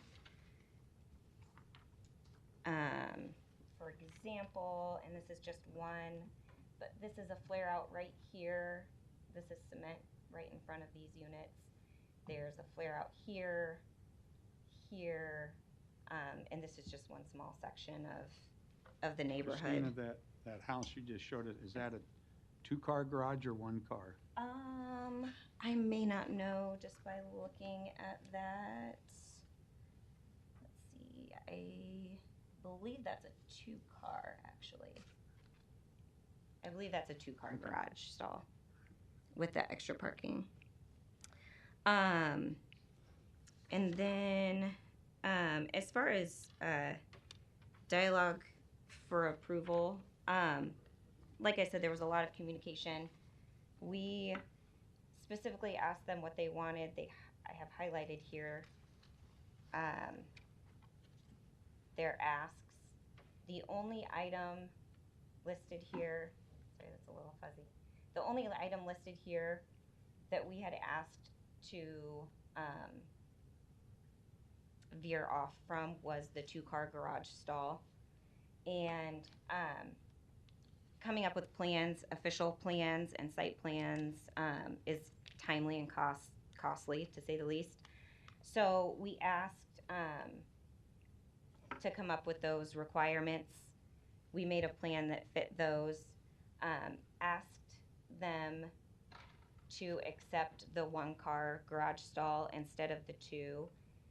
And she gave written consent that the board members have responded and stated that they will agree with your exception to construct the duplexes with single-car garages as long as there is driveway parking for at least 2 vehicles. So at this point, we feel as though the HOA is asking us to bear requirements that the rest of the neighborhood has not had to adhere to. I guess in summary, we ask for approval for the PUD and the conditional use permit, as it does meet the objectives and the goals of the city's master plan. Do you guys have any other questions? I do have a question. Sure. And this may not be a consistent distance because of the shape of the subject site. What is the approximate distance of the driveway from the paving of 79th Court to the structure? So it does vary a little bit, but these are longer driveways than the other neighborhood, or than some of the other units in the neighborhood. Some of them, I believe, are as long as 40 feet to 50 feet. That's probably an approximate median length of driveway.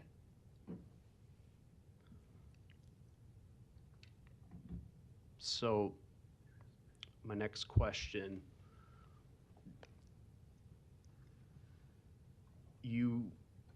well, I guess stay up there, I'll say a few things.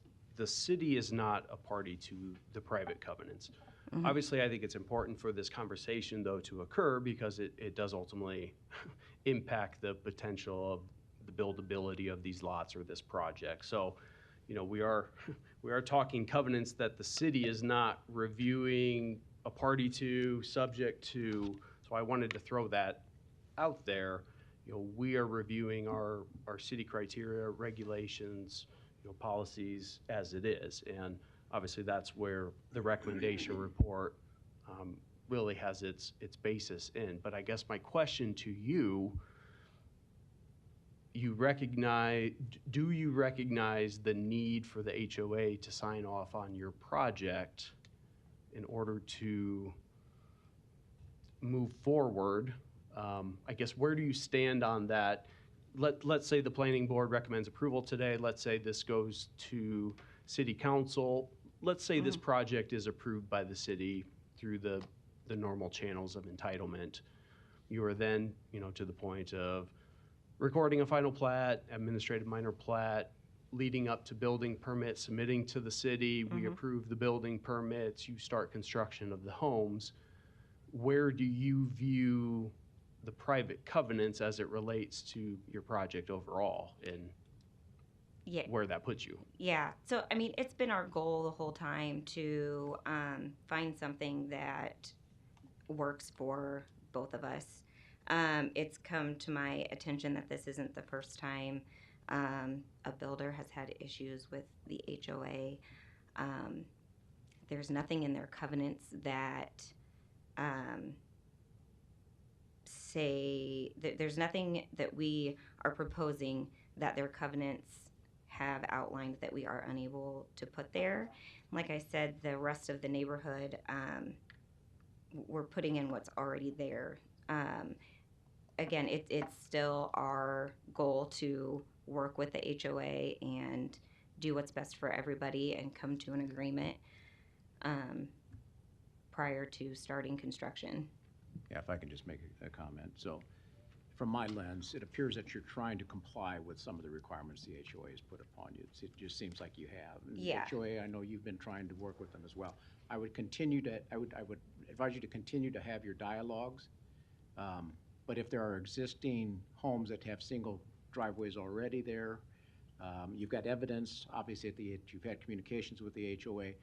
I think that's all great. I think the plan is solid from my lens again.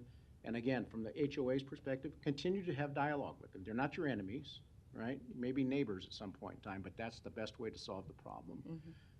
So, yeah, we're not a party to private covenants, so we can't enforce anything that the HOA is trying to enforce on you. But I think it's a solid plan. I think you've come up with a solid plan. Any additional comments? Thank you, Christina. Thank you. Thank you. Eric. Yeah, so, yeah, we have seen previous proposals.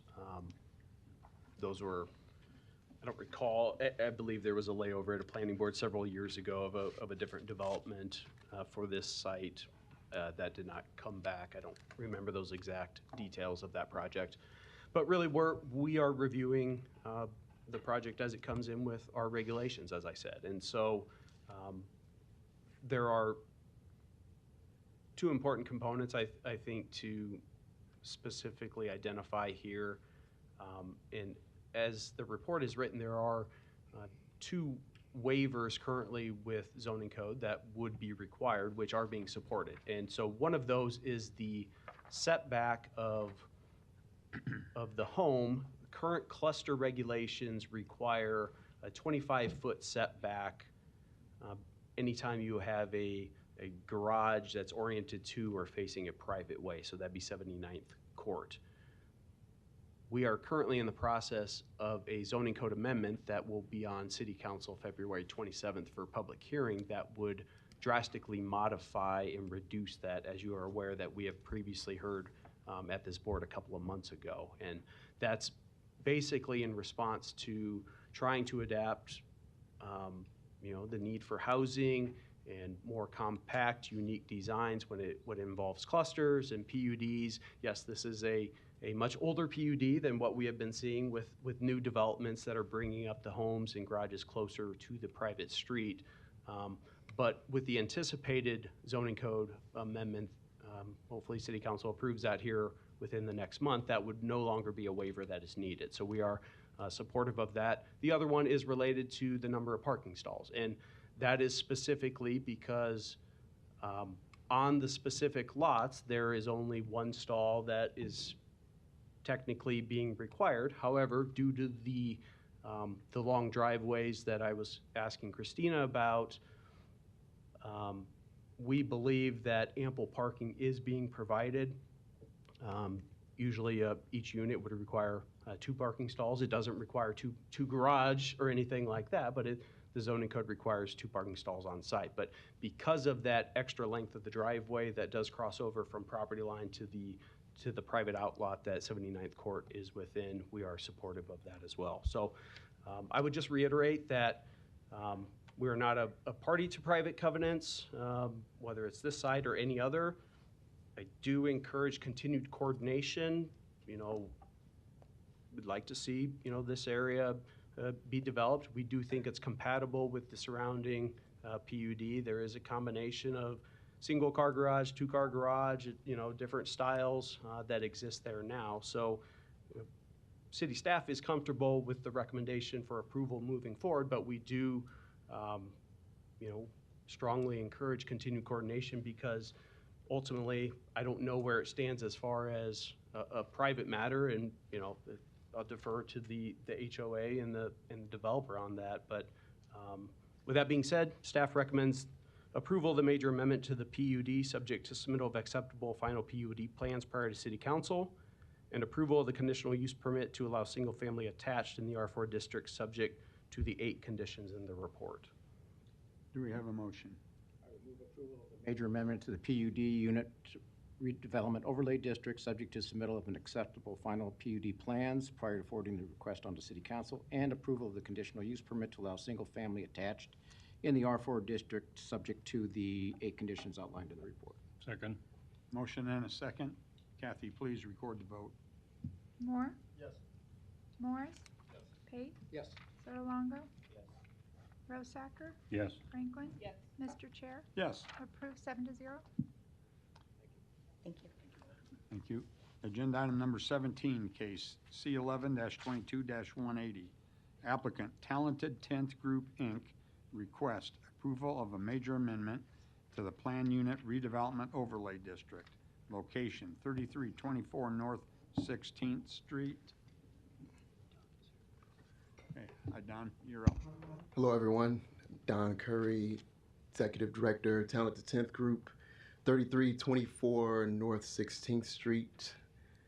So I'm here today based on the meeting that we had in reference to the second development, which is 3204 North 16th Street.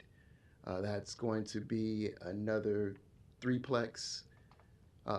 This particular project that we hear about today, and I want to thank the opposition for kind of causing this, because I'm a firm believer that things happen for a reason.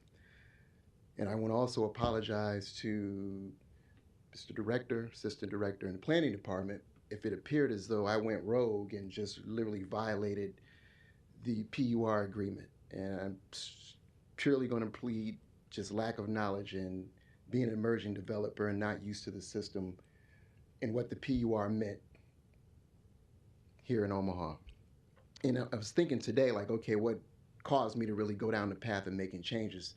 And it was, again, financial constraints. Not financial constraints from the perspective of not having the funding to complete the project or running out of money. The way that my financing went is that I could only start submitting the plans out for bids after I had approved plans. Because at that point, as we all know, that's pretty much the way you get a solid bid. So my financing came through Front Porch Investments, and I received $732,000. And that was a 1% loan for 20 years with the mandate that the project remains affordable for a 20-year period. So two of the units will be affordable, one unit will be market rate. And this is, again, 3324 that I'm speaking to. So once I started getting bids back, and keep in mind, I just told you that, again, I was approved for 732, and this is affordable housing. This is not private or market rate renting at all. So once I started submitting bids, requesting bids rather, I got bids back for 1.6 million. I got a bid back for 990,000. And at that point, I was not the GC. I reach back out to Front Porch and I say, hey, I'm getting these astronomical bids. I need to apply for some more money. So I applied for more funds in conjunction with me applying for funds from Front Porch for 3204 North 16th Street. Front Porch came back and said, we're going to give you the monies to build 3204, but we're not going to give you any additional money for 3324. You're going to have to make what we allotted you work. So they were kind enough to link me up with Todd Highstead. I'm sure you all are familiar with Todd. He's on the board for Front Porch. Todd says to me that the only way you're going to make this project work is if you become the general contractor. This was first week of December, 2022. So I said, hey, Todd, I planned on taking the exam, but yet I didn't plan on doing it until after I completed the first project. And he's like, well, if you want to get it done, you need to get, kind of speed the timeline up. So I ordered the books that week, started studying for that exam probably around December 13th, and I took it January 23rd of 2023. And now a Class A GC, and got bids to come in for the site within budget, but yet they were me removing the items that I showed you in the plans that why we're here today, the items that I removed from the project. So how I really could have caught myself to know that I needed you all's approval before I made any of these changes was that the lumber company, I went through SCS structural component systems for lumber, and I got to reducing the number of windows because I noticed that off of the back porch, and I'll show you this now, I guess we can get into this. So what I'm getting at is that there was certain design elements that I caught and certain requests that I made from of the architect when it came to giving me a new layout for the windows, in which that I submitted to Structural Component Systems, in which he should have said, "Hey Don, you do know that before you make any of these changes, you need to talk to planning and get their approval." That was not. I didn't know, and he didn't say that to me. He didn't forewarn me, because that would have stopped me right there before we even got to framing. So, as the project progresses, I'm moving according to budget and saying, okay, this is what we're going to remove and this is what we're not going to do, right? So this is a rendering of what I came up with in conjunction to Eric, Tim Freeze, and Jed Moltz, and we had a meeting, again, after 3204. It was called to their attention that I was not building what I said I was going to build. So they called me in, we had a meeting in reference to it, and they said, well, hey, what can you do given where you are right now? So at this present time, because word is circulated in the community, which amazes me, that I don't have any money to finish this project. Right now, I'm $548,000 in on this project, with 148 sitting in my account with Front Porch, which can be verified, and that's more than enough for me to finish this project, given the track that I was on, based on the items that I removed from the building. So just from looking at the design, here's the window. Well, actually, let me show you all the original plan. So this is what was approved on this side. This is the back door. And I'll show you a video confirming all of this. When we got the framing, the back door was here. But when you open the back door, the water lines for the sprinkler system were directly in front of the back door. So you had no room to maneuver around or anything of the sort. And then as far as anyone coming in that was in a wheelchair, there was no way for them to actually enter the property from that back door at all. So that's why we moved the door to the north side of the building. As far as these windows go here, when you look in these windows, you would have actually seen the staircase laddering up. So it was not as if you were looking directly into the property itself. And I'll be able to show you this again via video. Same situation off of the back porch, which is that from a design perspective, the only window that made sense on the second floor, looking at what I'm willing to do going forward, what I have to do, hopefully, going forward, if we're able to get over these hurdles. This is the only window that makes sense to be installed off of the second floor back porch. Reason being, again, these three windows are suspended off of the stairway that's leading to the third floor. So there's no way to open these windows if they were installed at all. And I'll be able to show you that again during the video. Third floor, same situation. Windows basically suspended. We installed this window, and that's, again, when it dawned on me, like, all right, this had to be done, but we already had this window in, and it's just sitting there, and I'll show you again in video. You can't, we would have to get on a ladder to open this window, literally. Here again, off of the third floor, this window is the only one that makes sense because these three would be suspended. We also, when I was over at the site today, on the north side of the building, and this is again with my electricians installing the lines to specs, there's actually electrical line running directly in front of this window right now that's going to supply the back porch heater.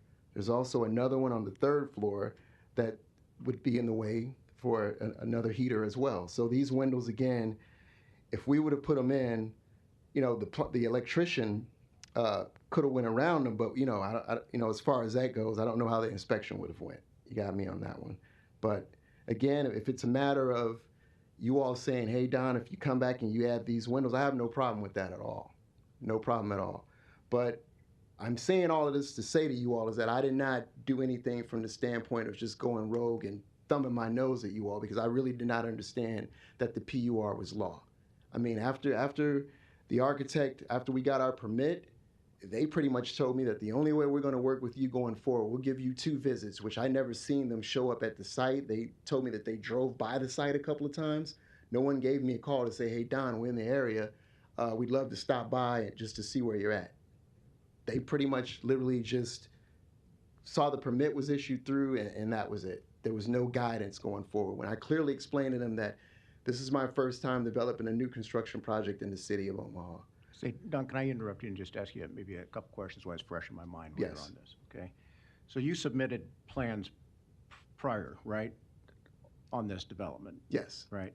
That shows basically what was expected to be built? Yes. All right? That changed? Yes. Right?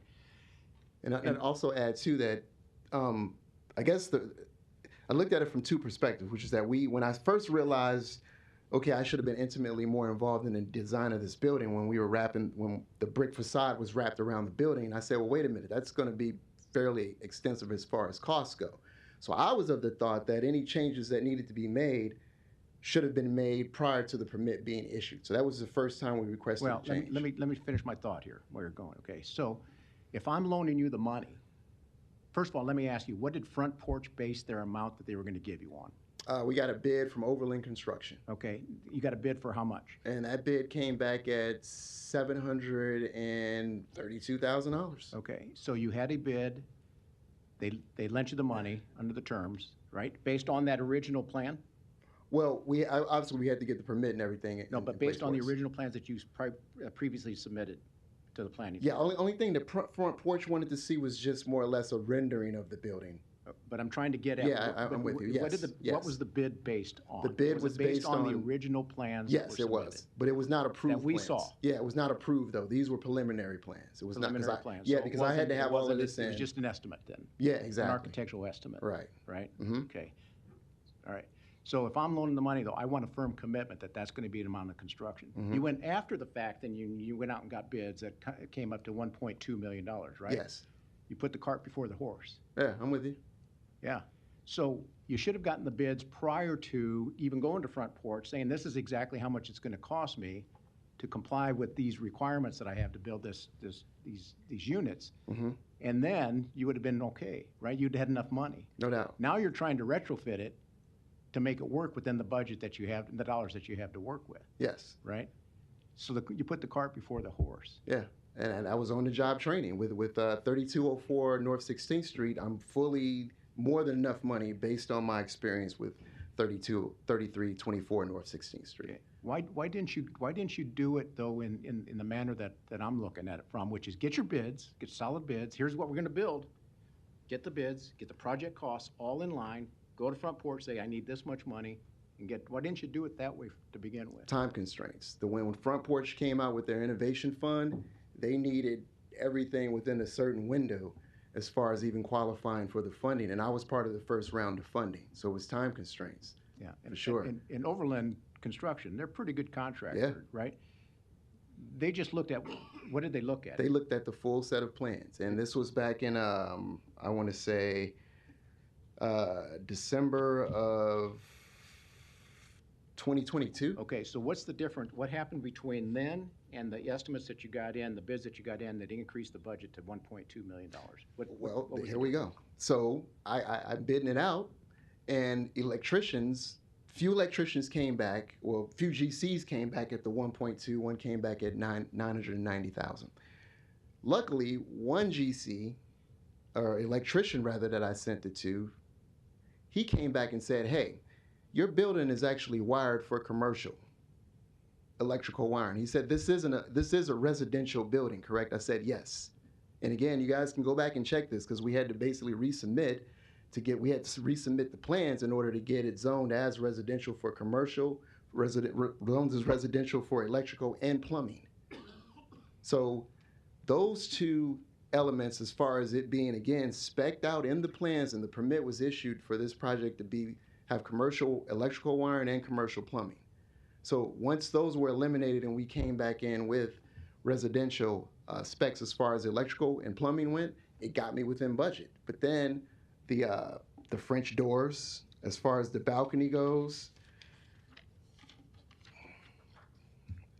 the French doors here, the wrought iron fence, Juliet fence, the metal cornices around the building, and even the wrapping of the building and the number of windows, by, again, eliminating those, that's what pretty much got me to where I am right now. to where's- Okay, so I know where you're going with all this. Did the architect, do you have an architect? Yeah. Did they develop detailed plans and specs? Mhm. At what point? Well, as far as Before you went out to bid? No, when I went out to bid, the first bid that I got in order to secure funding was a bid from Overland, but that was prior to the city issuing the permit, so it was not an approved set. But it wasn't they didn't bid out the complete detailed plans and specs. It was an estimate. Well, it was a full set of plans. You know, it was nothing basically. From Overland? Yeah. They gave you. Why didn't you hold them to that then? Well, we didn't. The plans, if I understand you, the plans you gave to Overland were not the plans that the city approved. Right. They were not approved. That's what I'm getting at. Right. Okay. But you should have done that ahead of time Mm-hmm. instead of after the fact. Then you could have gone to the front porch and gotten the right amount of money that you needed. I think. Maybe not. I don't know. I don't know what their funding's like, but you could have gotten the money that way. So that's why I say you put the cart before the horse. I fully And now accept that you're responsibility. I think asking for forgiveness to something that I think we've already looked at. Well, the level of forgiveness that I'm asking for is that and I mean, again, apologizing to the Department of Planning if it has appeared as though, and you all too, for voting on that PUR, and if it appeared as though I thumbed my nose at you all and said, hey, this is what I'm going to do.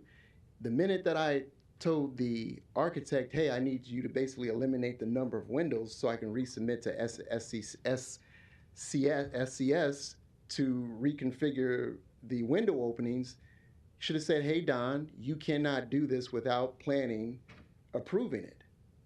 Well, And I would have stopped right then and there. They would have advised you that, but you're the owner, you're Right. the developer. It's on you. No doubt, and I'm completely taking that, but I'm just again wanting to emphasize to you all that this was not anything. And I'll put it to you this way: there's no way that if I knew that the PUR was law, if I understood that the way you cannot make any changes to this without the planning board and city council or the planning department approving it, I never would have did it, because it's not like I can hide a 3-story building. I can't hide. And I thank the opposition, because if we never would have gotten here today, I would have proceeded as planned. The building would have been built totally different than what was approved. We'd be here all over again with a complete building, and there's no way I would have gotten a certificate of occupancy, Right. and there's no telling where we would be. So again, things happen for a reason. The confusion seems to be between the original plans and the secondary plans. Yes, sir. Why did they change? And you're talking about windows that are occurring where there's stairs Yes. and electrical. Well, who's this architect that's not coordinating all of those things? All of those things are to be coordinated in advance on your final plans. I'll put it to you this way: we had 21 requests for information just from the lumber company. When we were applying for the permit, one of the issues that we had comments that we had from planning was, you guys don't have the dimensions. There were so many issues that we had with just getting the permit issued, which was a red flag to me. But again, I paid a fair price, but I don't think these guys really thought that I was even going to pull this off, to be quite honest with you. So it's day and night as far as the permitting process as far as the plans being approved for 3324, which is what we're talking about now, versus 3204. Those plans are solid. We've not had any comments come back on those. I mean, we've had comments, but not major comments. Well, what changed between the plans that Overland gave you pricing on and the next set of plans when you got the 1.6 million? What changed? We dropped we pulled out the commercial plumbing and we pulled out the commercial electrical. Those were the main two things that drove. But you said that the Overland had complete plans. Yeah, they did, but this is the bid that they gave me. They gave me a bid for 732 right on the dot. I'm not getting it. I'm not understanding why you didn't just hold them to that price. Well, but the way, all right, if I understand, the plans you gave to Overland were not the approved plans. No, they were from not. the city. No. So when you got the approved plans from the city, you went out for your other bids with those plans? Yes, And that's when you were getting the 1.2 and the yes, 900 and stuff? yes. But who put the commercial electrical design in there? The architect. And we resubmitted to the city once again. An individual electrician called me and said, hey, are you wanting me to bid this? Is this a residential or a commercial building? And I said, this is residential. And we resubmitted and had the plans that we submitted updated plans to have everything wired as commercial, residential electrical and plumbing. So, go ahead, sir. I don't know. Just listening, Don, I feel like, you know, I don't want to do anything to make this more difficult for you, but as Mike Pate and Dave Rosacker just said, you got the horse in front of the cart in front of the horse, and you didn't go through things correctly. And I'm just sitting here thinking, God, how do we help this project and do it? You had a set of approved plans, and you decided not to follow those approved plans. I get the reason, the cost, but I don't know how to say it. I don't know, it's like we're between a rock and a hard place. I don't want to do anything you made a mistake. Yeah, no doubt. And it was on the job training. I mean, I'm sure I've looked at the bios of several of the individuals on this board. They're developers as well. I mean, we all don't come out of the park hitting home runs immediately when we step up the plate. Our problem is what do we say to the next guy that made a mistake, and the next guy, and the next guy? It puts putting us in a bad spot. I understand, and again, I read the letter that one of the people that opposes this project has done. But you know, again, as you said, you don't want to make a bad situation worse, right? As I said, I am at least 70% of the way through completing this project with all funds in place to finish the project, which I can prove that. So I'm just looking to kind of come to an agreement with planning to say, okay, we'll find me, versus saying to me, you need to take everything down and replace it. Find me, versus doing that, because I mean, it's just extreme, I guess is the way that I put it. I'm going to put it to you. Find me. You can complete this, but not according to the plans that were stamped and approved, that you knew you had to do it that way. And you can complete this with a product that doesn't match the neighborhood, and you got people in the neighborhood that were expecting the project to be done. So here's I'm going to chime in here.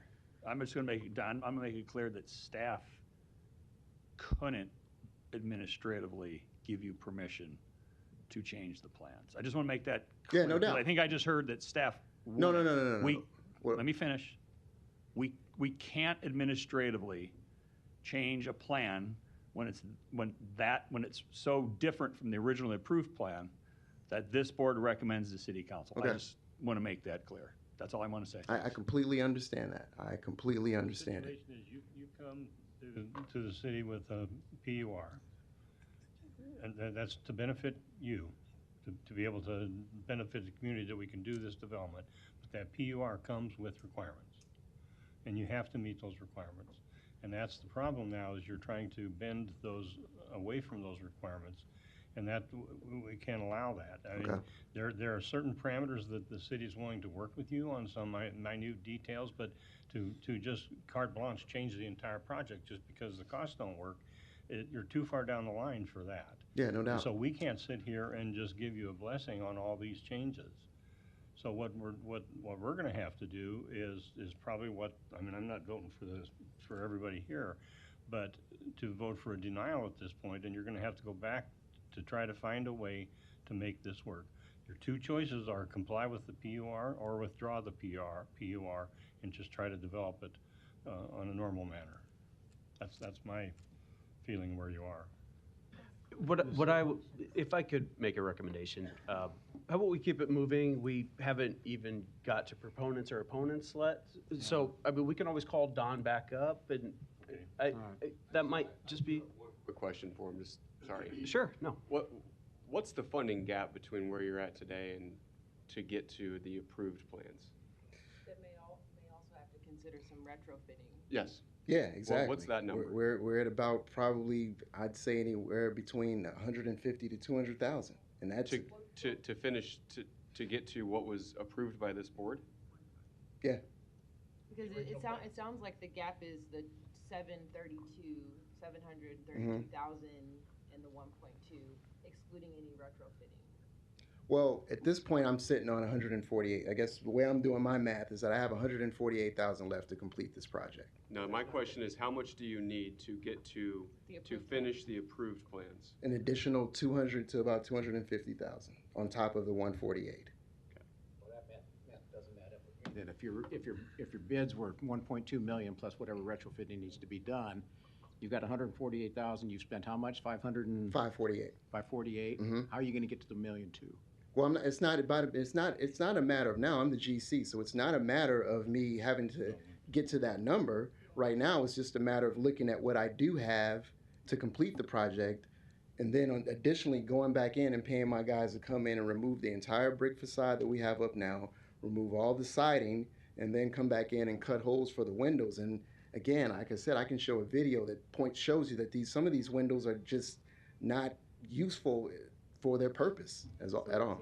So Don, is there a financing pathway to the approved plan? No, I mean, I can't. This is again, it's affordable housing. I can't go to anyone and ask for 200,000 or 150,000 at 7%, and basically have the projects remain afloat or pay for itself at all.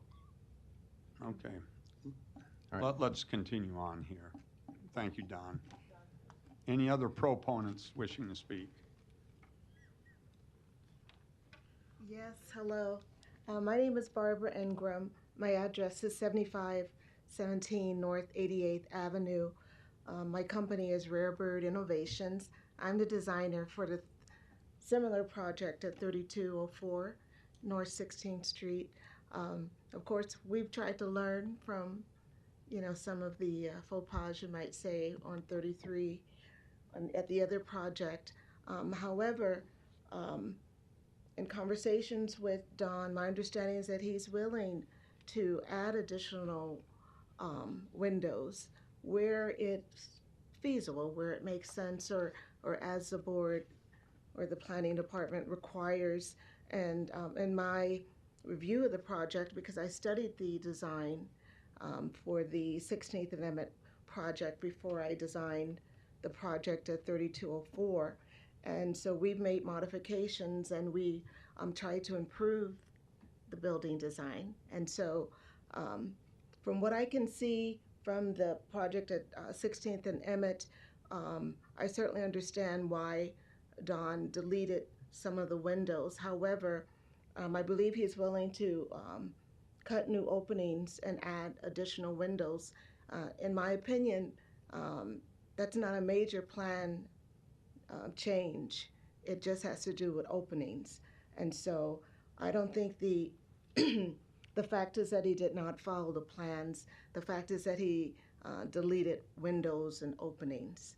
And so I would recommend that the planning department sits down with him again and just says, we need to add some of these windows back, some of these detailings. We have a similar design with the cornice around the top of the building, except it's wood framed and it's ephes opposed to metal or whatever the other architect said. And once again, Don is a GC for this project as well. As far as the design of the project, I find that it's a more urban, more modern style that may attract the yuppies or younger families, and that, as you know, the 16th Street corridor has a lot of vacant properties, and I believe that, from my understanding, that what the city's hoping to do is encourage developers, small and large, to come in and make a difference in the community. And I see that that is what is driving Don and has driven him to do these projects. And I would, excuse me, ask that you would encourage him and other developers, continue to do that. Of course, you need to follow procedures. And I'm so glad I had an opportunity to meet Don. And it was just, a few months ago when I started on this project. And what I really appreciate also is Michael Carter and all of the folks in planning being open to my questions in that. So I'm a very conscientious designer. And so you don't always find that. And so the previous designer, should have been more involved, but for whatever reason they were not. And so that would only be my comment to you, and encouragement that we kind of step back and look at where the project is. It is not that he didn't follow the plans. He was given misinformation in that the commercial plumbing and electrical was in the documents that were submitted. Therefore, the estimate came in way above what it should have been. Before they installed all that, thank goodness, he was able to correct that. And so, unfortunately, he is where he is right now. However, I think it's still a good project. I think that modifications can be made to make the building look as close to the original design as possible. Going forward, I'm looking forward to and have enjoyed working with Don, and I believe we do have a better project that meets the city's requirements at 3204. Thanks for listening. Just real quick here, I'm looking at the packet here, and there are a lot more things that need to be done other than the windows. And I don't know if you have the packet with you, but there's all sorts of common masonry details that need to be done, residential details that need to be done to make it in compliance with the original plans. It's not just the windows, okay? So study it, understand exactly what the city's requiring, and that's what you've got to comply with. Okay, Well, it's in the packet. Did you get a copy of the packet? I did not. Okay. I did not. And I'm sure the planning department's actually articulated that as well to you anyway. Yeah. And my understanding is that Don is willing to do what is necessary to move forward. My understanding was that some modifications were made so that in some cases he could use siding of a different color. And so that means that some of the details will change regarding that. So anyway, thought I'd add my 2 cents. Thank you. Thank you, Barbara. Any other proponents? Seeing none, are there any opponents?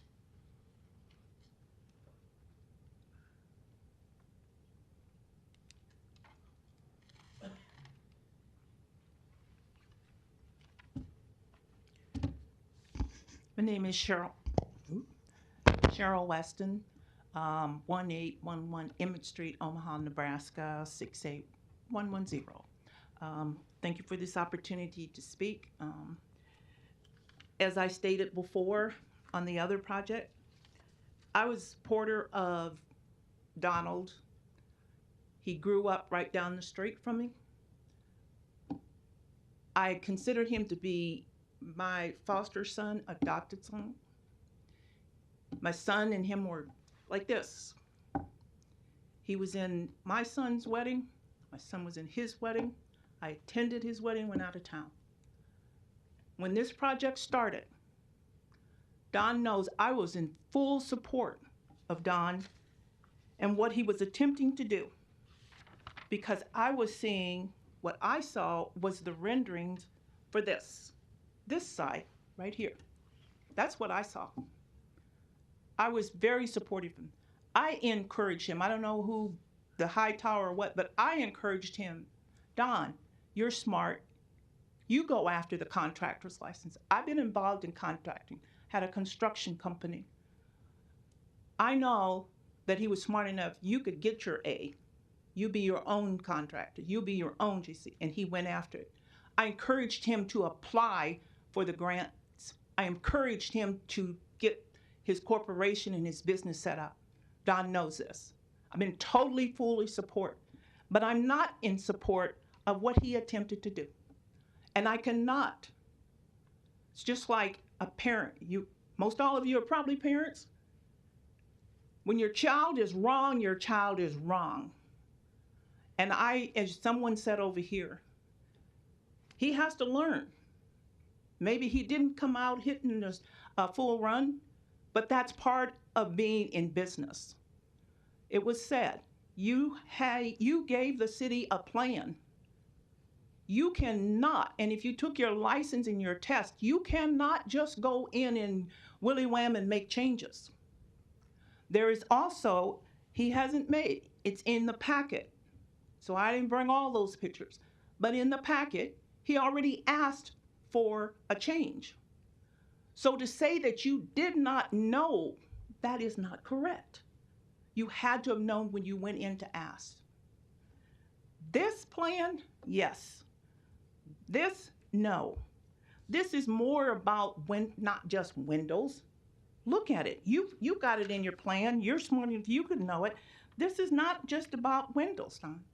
And as someone said up there, if you make an exception for one, what about the next person that comes up and asks for that? You can't do it.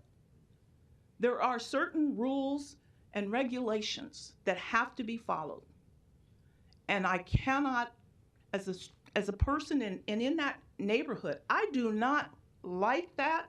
I do not want to live in that, and I don't think any of you would want to live around that. When you look at this, Don, there's the plan. That's what we were expecting. That's what I supported, and I still support that. You look at that, I told him, I thought that rendering, the balconies, the French doors, everything, that would set that corner off. I mean, it would just be beautiful. And he said that's what he's going to put down on a block away. Full support. Mrs. Weston, just for the record, weren't you a part of the opposition? I was a part of the opposition, and as I stated then, the reasons why. When we reviewed the renderings for this plan? No, not for this. No, not, I'm saying the rendering that you're now saying that. No. I was a opposition for 3204 North 16 if it was going to look like 16th and Emmett. No, I have been supportive of him, and I'm still supportive of this and the city. Because you came last time saying that this project is not up to, yes. It's not in the PUR. When I had that, and I said that is not compatible with the neighborhood. And you guys have all received packets from the city, I think Jed was his name, that clearly showed it could be. And the original that would approved would have been. It would have been very similar to the building that's directly across the street. And all I'm saying is, I hate it, but it's more about not just the windows. You have to follow the rules, even though you don't like it. And I'm not sure about his math, but I know there's new math. But I'm kind of like Mr. Pate. Something isn't clicking here when you got 1.2 million and you said your bid was 7 million or 700 and some thousand. And to me, we're talking about at least $500,000 difference. This is what I did. Because, you know, as a parent, you always try to take and say, how can I support my child to do the right thing? I may not have been his biological, but as I tried to explain to him, I wanted him to succeed. But I don't think you can make changes like this. You can't go and say, I should have went and do. I wasn't thumbing my nose at you. If your contractor, your electrical and your plumbing reduced those costs, then you should have been lower. You're saying you still don't have enough money. But what I did do, Don, I did try to talk to some people that I know that were willing and said, sending to us, and we'll try to help him fill that gap because it's an organization that does that. But they're not willing to do that if you're not willing to go by what you set before the board approved. That's what they're willing to work with you on. That's what I can do. But I'm not supportive, and I hope this board, and I hope as city planning, you will not approve this unless it goes to the original rendering. Thank you for your time. Thank you, Cheryl. Any other opponents?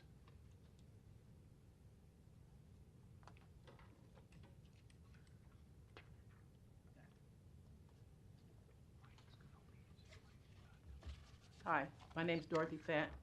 I'm at 3207 North 16th Street, across the street from the new proposed place. I've been in my house for 61 years, and I love the neighborhood, but I'm saying that an eye for an eye, we do need to follow instructions. And I want the developer to make it, because we need housing really, really bad, we do. But it needs to be confirmed to where we can live with it. People in the neighborhood should be comfortable. Most of the people that are 67, 80, 90 years old, they can't make those adjustments. We're not happy with the building, but we don't build them. But I wish that Mr. Curry can understand we're not against you. We want you to be a good developer. We want you to do it right, the way they asked you to do it. And if you need the funding, then I think maybe if you could get it and modify this building you've got and make it work before you start the other one. I'm not trying to tell you what, I'm just suggesting as an old lady. I'm 83 years old, old enough to be your mother and then some. But I'm telling you, get it right, the first one, and then go to the next one. Don't try to do two when we haven't got one finished. Let's finish the one Ma'am, right. can you address us, please? I'm sorry. It's okay. We need to do the one, get it right, and get it modified if you got to do that, whatever can have to be done to be modified to get it right, and then move to the next. I think one at a time. And help him to help himself, because he made a mistake. He might admit that. But we know that it needs to be corrected, because you can't approve something that is not right. If I bought a dress and I had a lady to make it, and she told me it was with sleeves, and I came back with no sleeves and I couldn't have it, that wouldn't be right. The same scenario. So I'm just saying, I want him to make it, but I want it done right. That's all. Okay. Any other opponents? Is that it? Okay, close the public hearing. Don, do you want to come up? Oh, I'm sorry. I'll let the record show that Mike Pate had a meeting and he had to leave, so he has left the chambers. So I guess my takeaway is that it's, I got two options, which is stick with the PUR or remove the PUR. And from a financial perspective, I can't complete the project based on the PUR. I'll just be upfront with you right now. I do have the money to complete it based on the path that we were on, which it will be done, and it will be completed, just depending on what this removal of the PUR process is. But again, as I said, I looked at it from the perspective that we had to make any changes prior to the permit being issued. After the permit was issued, it would have been nothing more than for my design team to say, hey, Don, I'm not going to give you this new window plan, and because that showed the removal of the balconies and everything. I'm not going to give you that because you can't do it without approval from the planning department and, a vote and whatnot. So it was not malicious intent in no shape, form, or fashion. And when you say your design team, who are you referring to? The architect, Who was primarily. Herrera and Associates. So, and then what I also keep hearing, and this is I guess, I don't know if I guess you can see this, but so this is, again, compatibility in that neighborhood. This is a video from 16th and Pinckney, which is one block north of the site, going to 16th and Lothrop, and then going, which is south, and then going to up Emmett West and up Emmett East. Because I keep hearing everyone say that, again, it has to be compatible, it has to fit with the community.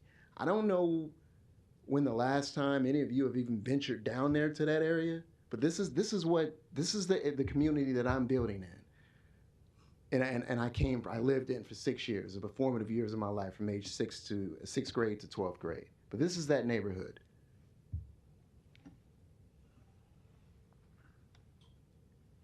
And again, this is 16th and Pinckney.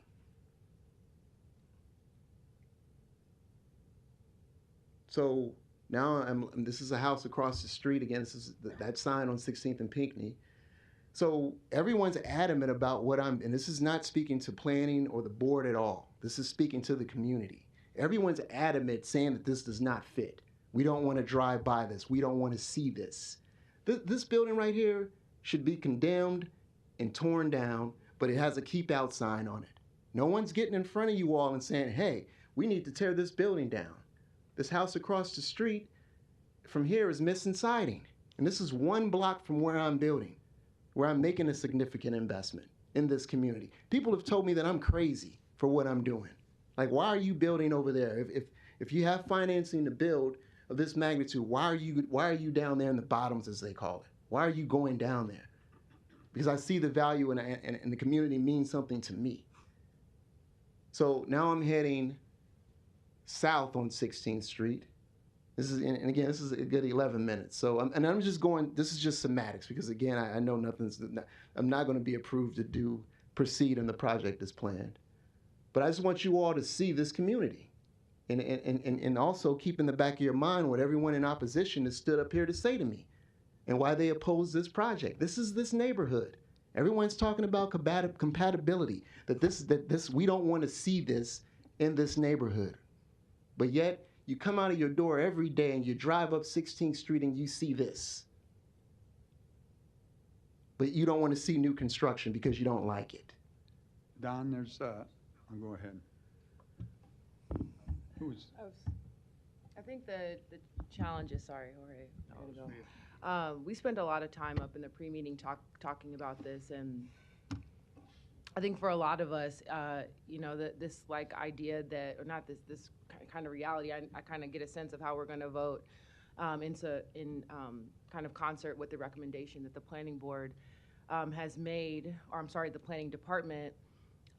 It doesn't feel good to stand in the way, or not stand in the way, but doing something to infringe upon the momentum that you've had as an emerging developer. I think a lot of us want to see you successful, myself included. I think the challenge is, I get the sense of why you showed that video, but I know the City of Omaha, the planning department, and this board want to see projects that add value and investment, and it's something that we can all feel good about.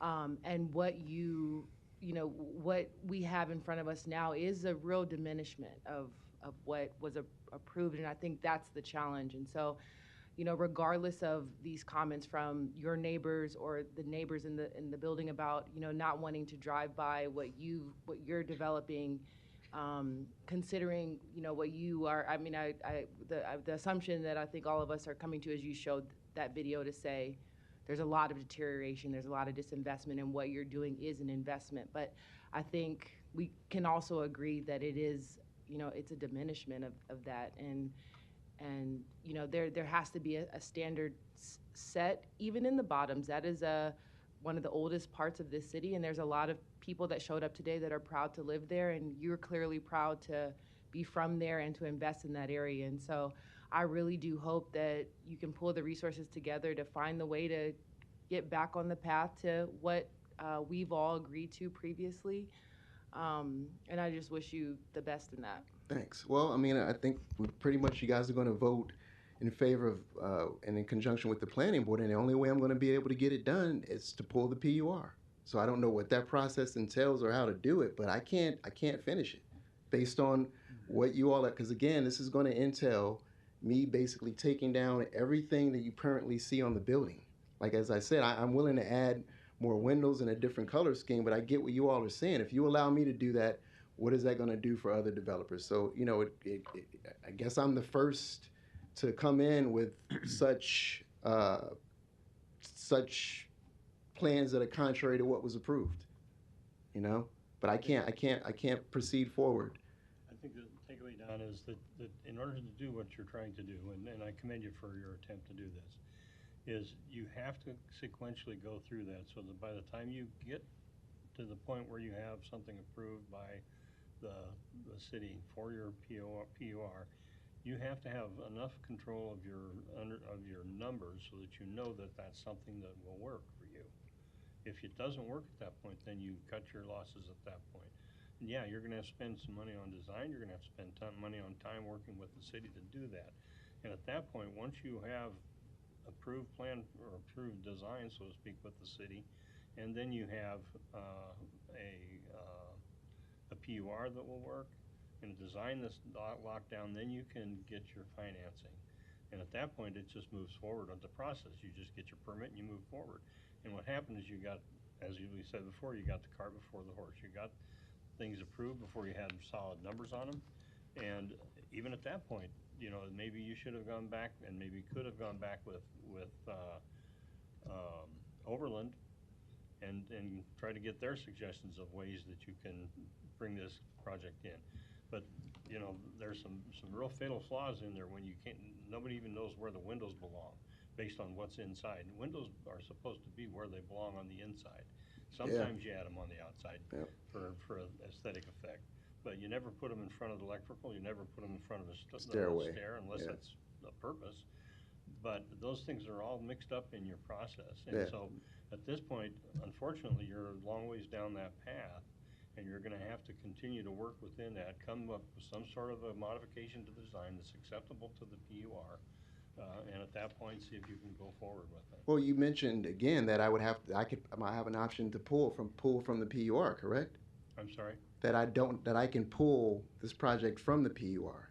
You said that earlier. I believe that's the process. I don't Well, know. the idea of that would need to be discussed further among planning staff, our law department. It's not as simple as just saying repealing the PUR, because the minute that is done, you have a building that does not comply with setbacks, probably impervious coverages. There's a whole set of regulators then that would become non-compliant. So that is not something that I'm ready to advise on steps forward at this point.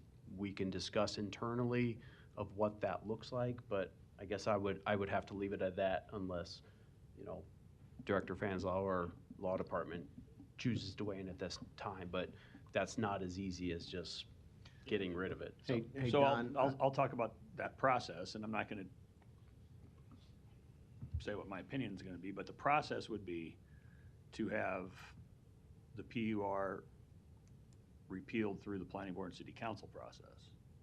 If that were to happen, like Eric said, the building is not in conformance with a number of zoning requirements, your option would have to be to go to the Zoning Board of Appeals to continue your construction. Okay. But like I said, there's a lot of internal conversations that have to happen about that. It just, as both of these are saying, it just depends on the elements of the PUR that are in the process of waiving and your the financing. normal regulations for planning, such as setbacks and such. Now that you've already got it in the ground, you're set with that. And so depending on the magnitude of those waivers that are inherent with the PUR, that's where you'd have to make a determine whether that's even a viable option. Hey, Don, you're beating yourself up, you're kind of getting it from us a little bit, and you made a mistake, okay? And we all make mistakes, but I think another mistake you might be going down the wrong road is calling people opposition. I know they're against what you've done in the building, but I also heard two people say they're in support of you.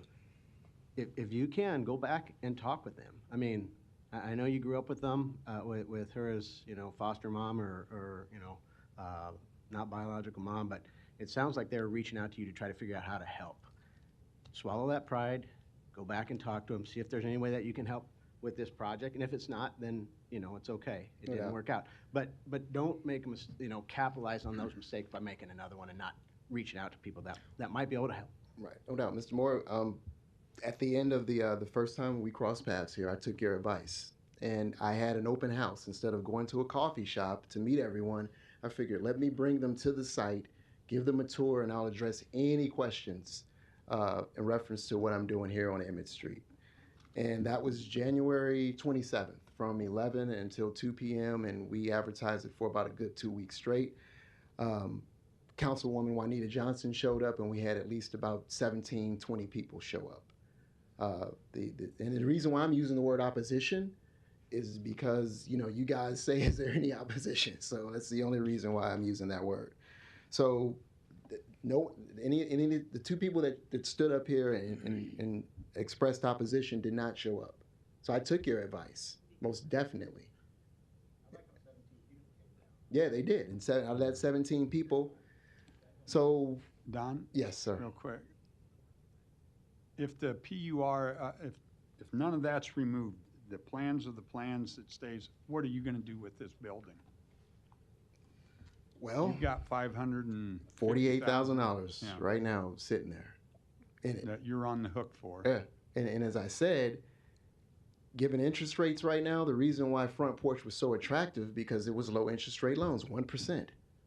Just throughout the course of you have to keep it affordable for 20 years, 1%. If I go out and start seeking financing to cover the gap, it's going to come in at 7%. If I'm charged, these are 3 bedrooms, 2 baths, 1,200 square feet units. It's going to come in at $1,500 a month per unit. So that's $3,000 for the first floor and the second floor. The third floor unit is going to be $1,800. So we're looking at $4,800 a month. My debt service is going to come in at about $3,200, and we're sitting on an additional $1,600 after that, and that goes back into maintenance and whatnot. So if I go out and take on any additional financing, it's going to come in at a high interest rate, and then at that point, how am I to cover that except for, and I have a job, but again, that's all of my income going to cover the debt service on this. And this is not an LLC. I'm coming in as a nonprofit, and our mission statement is to build quality, affordable housing. And I put the cart before the horse, but yet, it was a situation in which this is the time frame. So I was racing against a lot of different clocks. One being how I acquired the land from the land bank. You have a 2-year window in which to develop the land. I sat on that lot for 1 year, waiting for financing opportunities to come around. This year makes my 2nd year, and if I would not have did anything with that, it would have been a situation in which I had to go back to the land bank to discuss them be handing the deed back over, which they would not have done. But if I didn't have any progress, it would have been a whole nother situation. But safe to say, I've learned from all of these pitfalls on this first project to where it's not going to happen on the second one, the third one, and the fourth one going forward. So I got to figure it out. I have to. And how at this point, I don't know, but I know I can't go back. I can't go ask for commercial financing. But now we're stopped. And all I'm asking is that I understand that I made a mistake. I did not adhere to the PUR. And if I would have known that I'm embarrassed right now, for one. And it's not a pride thing, but I'm a competitor. I enjoy winning. I enjoy making good decisions. So to actually have to stand here in front of you all and literally know that I messed up, know that the community does not like what they see, given the state of the community, that bothers me as well. So I got to figure it out. I'll put it to you that way. I have to.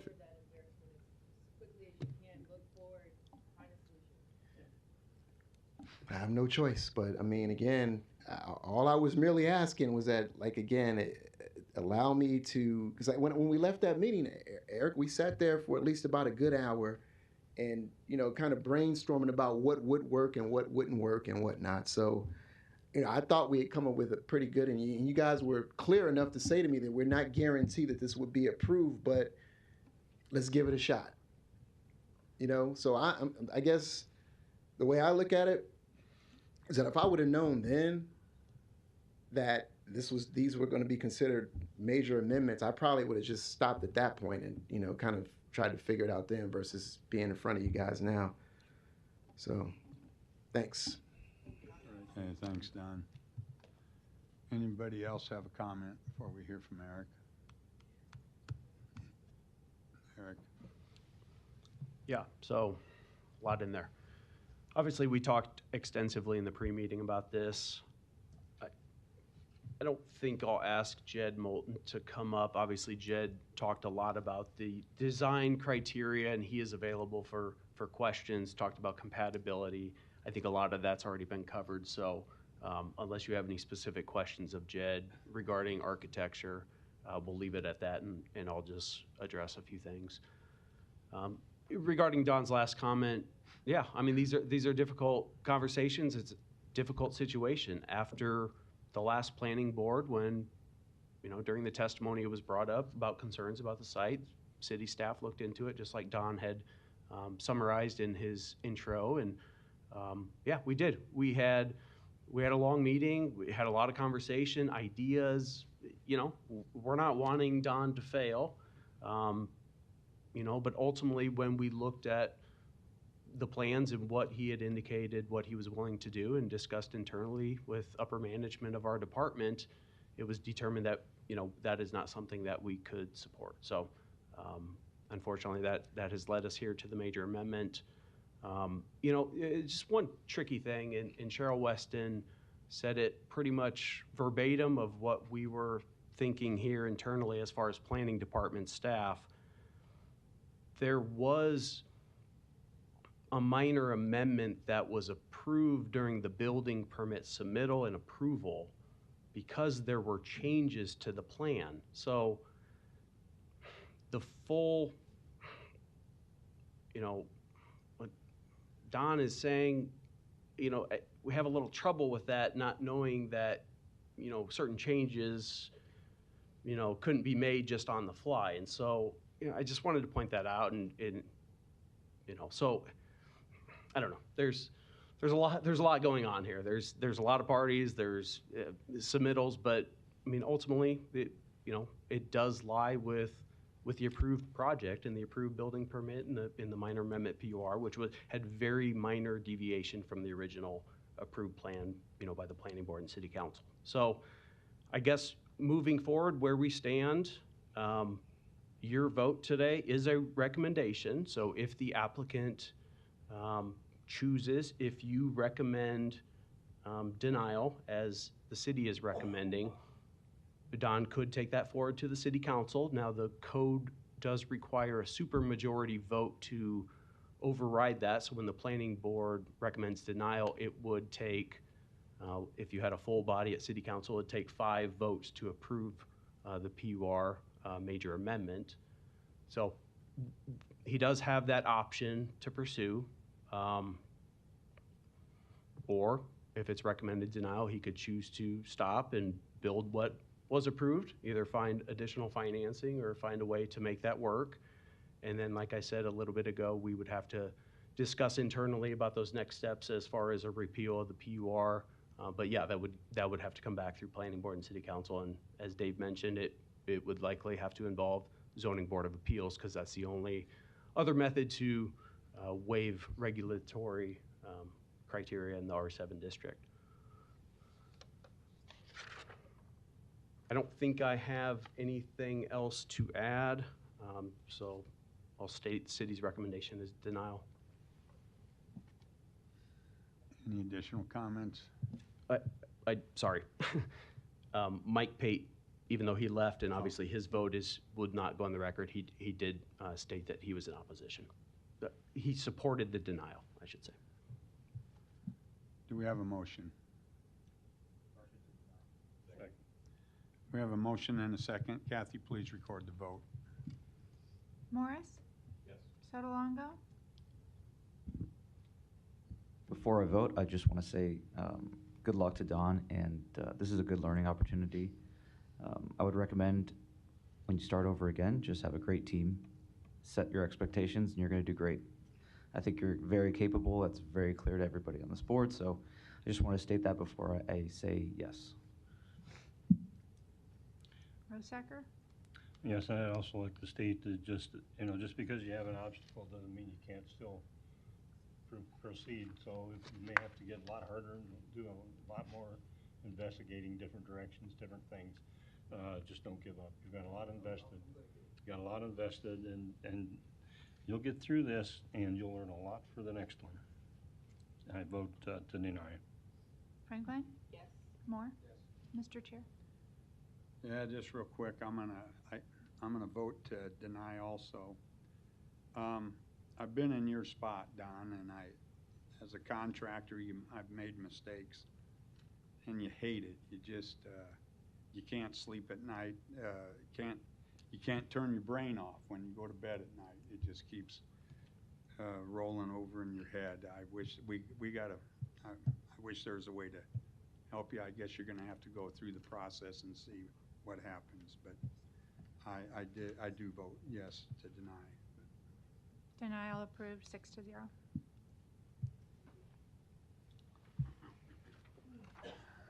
Okay, agenda item number 22, case C8-24-40, applicant Joni Sturek. Request approval of special use permit to allow small group living non-disabled in the R435 district, location 1606 North 60th Street. And is the applicant here? And real quick, is your accommodation, do you need to stand or? Okay, thank you. Hi, I'm Joni Sturek, and I was going to try to, sorry, it's my first time doing this. I live at 1102 Dillon Drive, and this house is a house that I purchased with my mother, or for my mother, more accurately, in September of 2021. And the reason I purchased that home was because she suffered from dementia, and I did a lot of research on senior living, assisted living, memory care, and I moved her out of her 2-story home into this home because it was easier and it was close to me. So I'm just going to turn that off. She passed away in November. Could you put that up again? I missed it. It was just a picture of the front of the house with the driveway. Yeah. Trying to see how well it looks. Oh, okay. Okay. All right, thank you.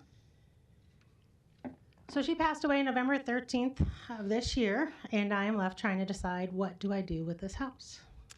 I am a real estate agent. I have been since 2007, but been in real estate since 2001.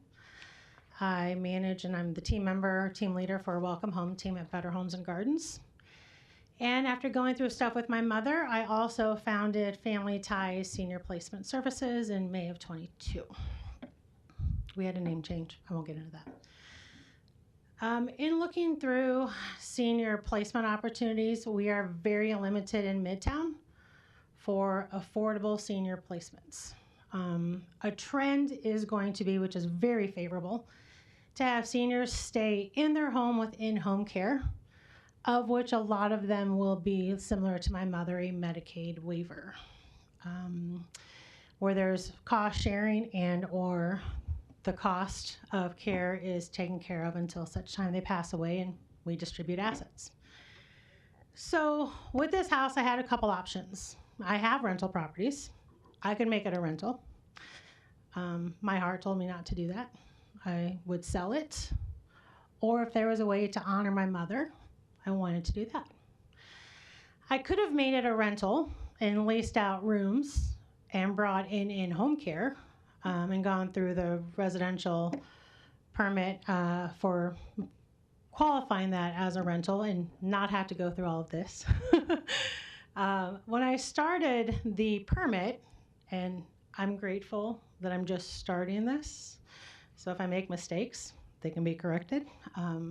Today was very humbling. I wanted to name it and get a permit for an assisted living. And the reason I wanted to do that is because I wanted control over who would be admitted, who the caregivers would be, what type of care. And in going through that, and I had spoke to a very helpful person at City Planning. He's like, you don't want to do that. I'm like, you don't have the numbers. It's not a big enough of a community because I'm asking for 3 or 4. And the reason that it's different is Health and Human Services, or the state of Nebraska, requires anything over 4 or 4 or more has to be assisted living. Anything 3 or fewer requires no certification, nothing at all. I could open up, this without, for understanding I'd have a special use permit. I could do that with really no eyes on me from the State Department. That worries me. That worries me as a person who loves seniors and is in a business to help seniors. So I wanted to do things very much the right way. So hence the special use permit. And when the gentleman called me from the city planning, he was like, hey, we're not going to do this as an assisted living. You don't want to do that, but we're going to call this a small group home. My stomach sank because there's a connotation as to what a small group home does to a neighborhood. And that was not my intent. So after a very lengthy conversation, and whether it was going to be disabled or non-disabled, and it's special use permit as non-disabled. And the only reason for that, from what I was told, is that if I say disabled, only disabled people could occupy the residence. Now, in our procedures that we've submitted to the planning board, it is for seniors only who are needing assistance with daily activities, things such as cooking, laundry, bathing, the things people, when they usually go into an assisted living, it's because they're no longer safe to live on their own. So the vision of what I call the owl house, because the owl was my mother's favorite animal, is cost sharing. We're trying to make it affordable for seniors to get great care. And the average cost for an assisted living facility is about $7,000 to $11,000 with zero level of care. Now, if I could have 3 people living in this home on 6th Street, sharing one full-time caregiver, this becomes a lot more affordable for those people. And the magnitude, too, of having a 3 resident to 1 caregiver, truthfully, is unheard of. There are other single-family homes in Omaha that have already been doing this, and this is a trend, kind of like all things with real estate, kind of goes from the coast and it moves in. Due to limited resources in senior living and people looking for options, single-family homes are being converted and will continue to be converted at a higher rate than most people probably not even on your radar. Unfortunately, some of these people pack seniors in homes like they are dorm rooms. And I would challenge you, go look at them. You have 2 twin beds to a room. You have basements built out. You have about 12 to 18 seniors in a single family home. And why? It makes money. That's not the type of care I wanted from my mother. And that's probably not the type of care you would want for yours. So 3 residents, I put on there 4 because of assisted living, but really it would be 3. To live in a single family home is not a stretch of the imagination. And there's a lot of talk about parking and congestion on 60th Street. And the reality is no one in the neighborhood parks on 60th Street. And the reason why? Cars fly down that street, and there's a speed bump just north of this home that it seems like, I don't know, 2 out of 5 people totally miss. And you can hear it, because you hear them launch, right? And they crash down. That is the biggest nuisance on 60th Street. And I didn't like it when we bought the house, and I do not like it today. But never at any time have we been a congestion issue with my mother, who we had family coming and going. We had a full-time caregiver. She really had 24-hour care near end of life from September 1st until she passed away November 13th. If there were ever 2 cars in that driveway, it was minimal. In fact, on the Google photo, because I'm like, I wonder just what it looked like. It's 1 car in the garage. It was a caregiver who helped my mother for 2 years named Dee. And had I not had told anyone in the neighborhood that she was in there, really, no one would know she was in there pretty much, on hospice care for over a year. And I would love to say, and I would love for it to be true, that having 3 seniors in there is going to cause a congestion issue. I challenge you to go to a senior community and see how often seniors are visited. But this house does have a 2-car garage, of which in the procedures, a caregiver will park in the garage at all times, which opens up the other side of the garage, and a full 2-car driveway that easily fits 4 cars for residents to have visitors come and go. And they would be asked to park in the driveway. In my wildest of dreams, I wouldn't have said because it would cause congestion. I would say because I don't want your car to get hit going over the speed bump. I do know that there was a letter circulated around the neighborhood in opposition to it, and I understand it. I was hesitant to it being called a small group home, and maybe what the perception is of that. And I did try to go around and talk to neighbors. It was not that I didn't, but as I was doing that and distributing flyers, we had a couple back-to-back blizzards, and we couldn't leave the flyers in the doorknobs like we wanted to. So in trying to talk to a few people, I really was kind of surprised when I was told last week about, the letter going around in opposition. But I specifically want to address 2 things. One, to say that my mother created congestion or traffic on 60th Street is absolutely asinine. There's 1 car in the driveway. And if I ever parked on the street, it was because maybe we moved something, but never was it there more than 5 minutes.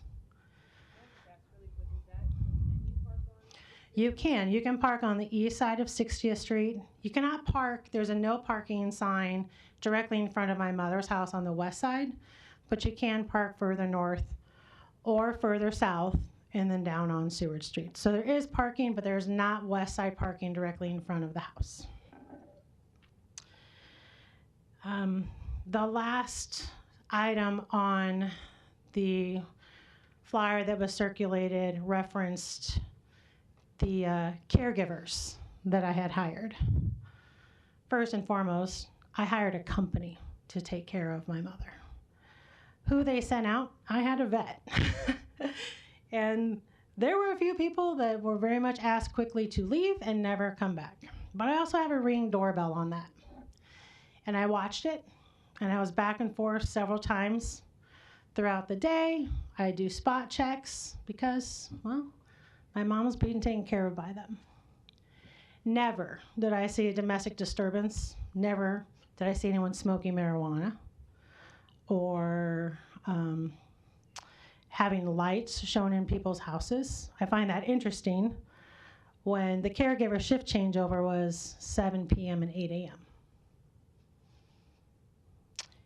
Even if lights were shining in my driveway, pointing at someone's house, that would have been minimal, and that would have definitely not been an issue at, say, like 3 a.m. Most people aren't paying attention to lights outside at 7 o'clock at night or 8 o'clock in the morning. But the thing that really is the epitome of the last complaint in that, and I will say it was one for me, was the license plates of my caregiver, Jewel Williams. When she first started to take care of my mother, she had a license plate. She has a license plate that says Nude Girls. And I pulled up to the house and I'm like, what is this? So I went in and I asked. I'm like, so Jewel, I gotta ask, what your license plate's all about. Now she is a 72-year-old, very devout Christian woman who has been a caregiver her entire life. She looked at me utterly appalled. And she's like, my husband's name is Nudie, and I'm his girl. And I'm like, so your license plate? She's like, is that why I get weird looks at the stoplight? I'm like, yes, Jewel, that's why. So sometimes we make assumptions about things, for what things are, from what we think that they are, not actually what they are. I've invited everyone to call me with questions. I've invited to have conversations prior to this, and I haven't had them. So I would ask that maybe, you consider what the facts are about it, and not maybe what the perception is of what a small group home is. or what someone's license plates is, because you're probably wrong. Questions? No? Any other proponents? Oh, I did have a letter. Sorry. Another neighbor, Becky Balestri, sent a response to the letter that was circulated. She wasn't able to be here today. I do have a copy of it if you need it. She is in full support of it. And some of the other neighbors, too, that I had talked to were in full support of it, but they weren't able to be here. Okay. Thank you. Any other proponents? Seeing none, are there any opponents?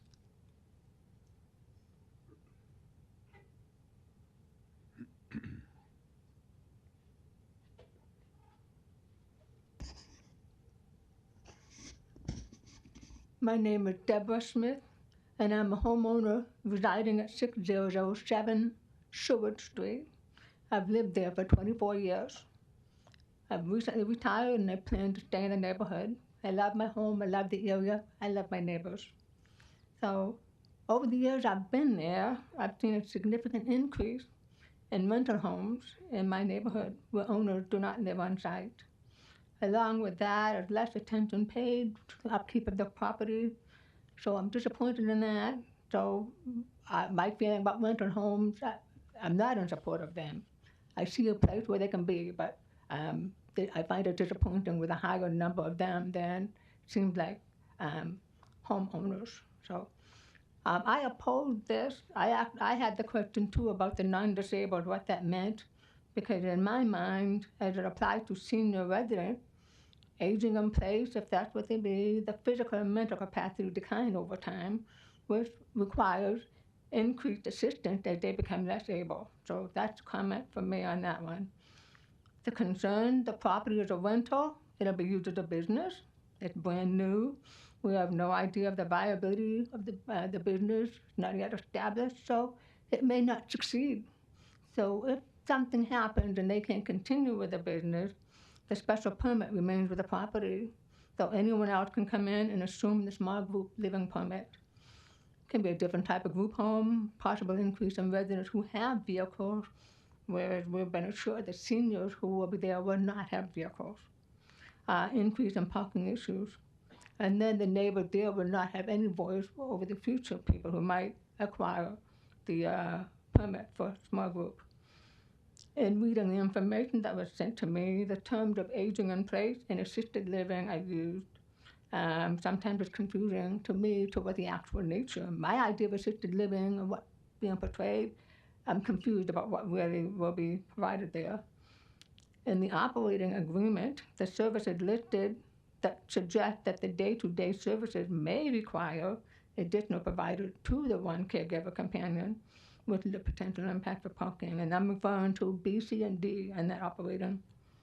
And the applicant, I came with the understanding the maximum was going to be 4 visitors for residents. However, the applicant indicates that there will be 4 visitors maximum daily to this home.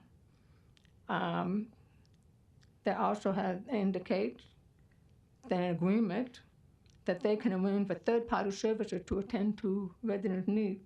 Again, that's more people coming to the home outside of the 4 visitors a day, 1 visit per resident could impact parking.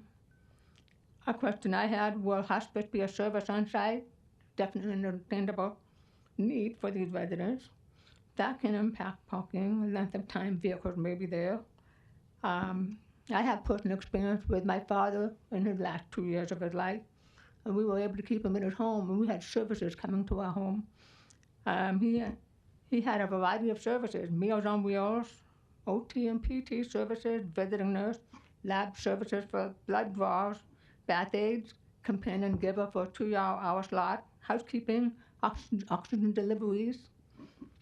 So that was a lot of, it was like a revolving door with that, but the services really helped him stay in his home. So the other concern, what are the liability issues for neighbors? I mean, we're walking by, we see someone maybe far in the front property, the desire would be to go and assist, but that's a business, so there's liabilities that may be involved in there. So we feel like there's more questions than answers. I have not had any flyers or any information from the applicant. My first one was with the information that came from the planning department, and I saw that letter. So my traffic and parking concerns, I live on Seward Street, so 60th Street is busy. It runs from North Omaha to our neighborhood to UNO and downtown. So there are periods of time when it can be busy there. No sidewalks. So more pedestrians are now walking 60th Street. We have to walk around parked vehicles. In my experience, I've had a few close calls trying to step out and go around the car and oncoming traffic coming. With my hearing loss, I can't hear where sound is coming from as far as vehicles coming, so I can't determine. So I have to be more visual to watch for it. And you mentioned the parking signs in front of the home. That's there. No parking directly there. We've had abandoned cars on Seward Street periodically. So how do we determine the cars connected to that property versus somebody, for example, if they had their car broke down and they couldn't get it started, they had to live up there for a few days. How do we know if the car that goes to that house versus an abandoned vehicle? The concerns of it being a business, they'll have to have deliveries. You need to provide meals for the residents. So there are deliveries that are going to be coming in for that. Family members will come and get medications. My father had 3 to 4 times a day of medication. So those family members, whoever was coming, were becoming more than once a day. We are limited on Seward Street to parking on the south side only, and we need to keep in mind that the stop sign is going to be 15 feet behind. Oftentimes people are parked too close to that stop sign, and we have difficulty getting out of our street to get on 60th. And we can't see the oncoming traffic that wants to turn onto Seward. And then I have a current neighbor across the street from me who has a rental home split into 2 apartments. He lives in the bottom, he has rentals on the top. At any point in time, for those rented alone, there can be 0 to 2 vehicles. Those vehicles park on the street. They're in my house, in front of my house, or in the property down from me. He himself, the owner, has 4 personal vehicles, and they do fit in a driveway, but he oftentimes has at least 2 of them parked on the street. So between his house only, there's up to 4 vehicles that are near there in front of my house, or the neighbor to the east of me. So we already are having difficulty with parking accessibility just for visitors coming to our home, maintenance people coming to service our homes. And so for that reason, we just feel like that this would not be a big safety concern for both pedestrians and drivers. We conclude that the conditions do not safely support a business of this nature for both neighbors, those visiting property, and those people who are coming to go to that property have to walk on 60th Street to access it. They can't be cutting through neighbors' yards, which I'm sure they respect that. But their safety could be at issue as well. So that's my comment, and I appreciate it. So thank you. Thank you, Deborah. Yes. Then? Okay. Any other opponents?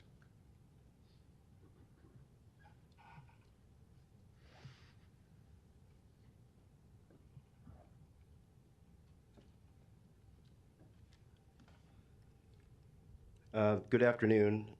This should only take me maybe 2 or 3 minutes. I'm just going to go ahead and read Need your from the name document. and address, please. I'll go ahead and state that, yep. Okay. My name is Philip Taylor, and I live at 1609 North 60th Street, directly across from the property proposal.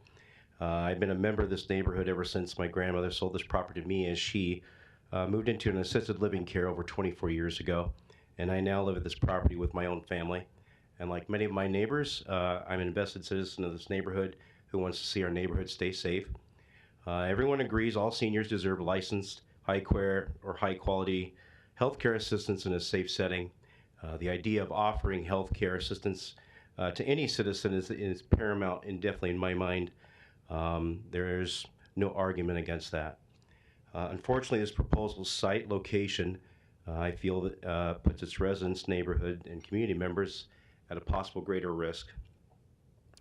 I'm opposed to the proposal site of 1606 North 60th being approved as a special use permit to allow small group living, non-disabled, in the R435 single-family residential district based on safety concerns regarding pedestrian vehicular traffic, parking, zoning violations, site management, and residential neighborhood integrity.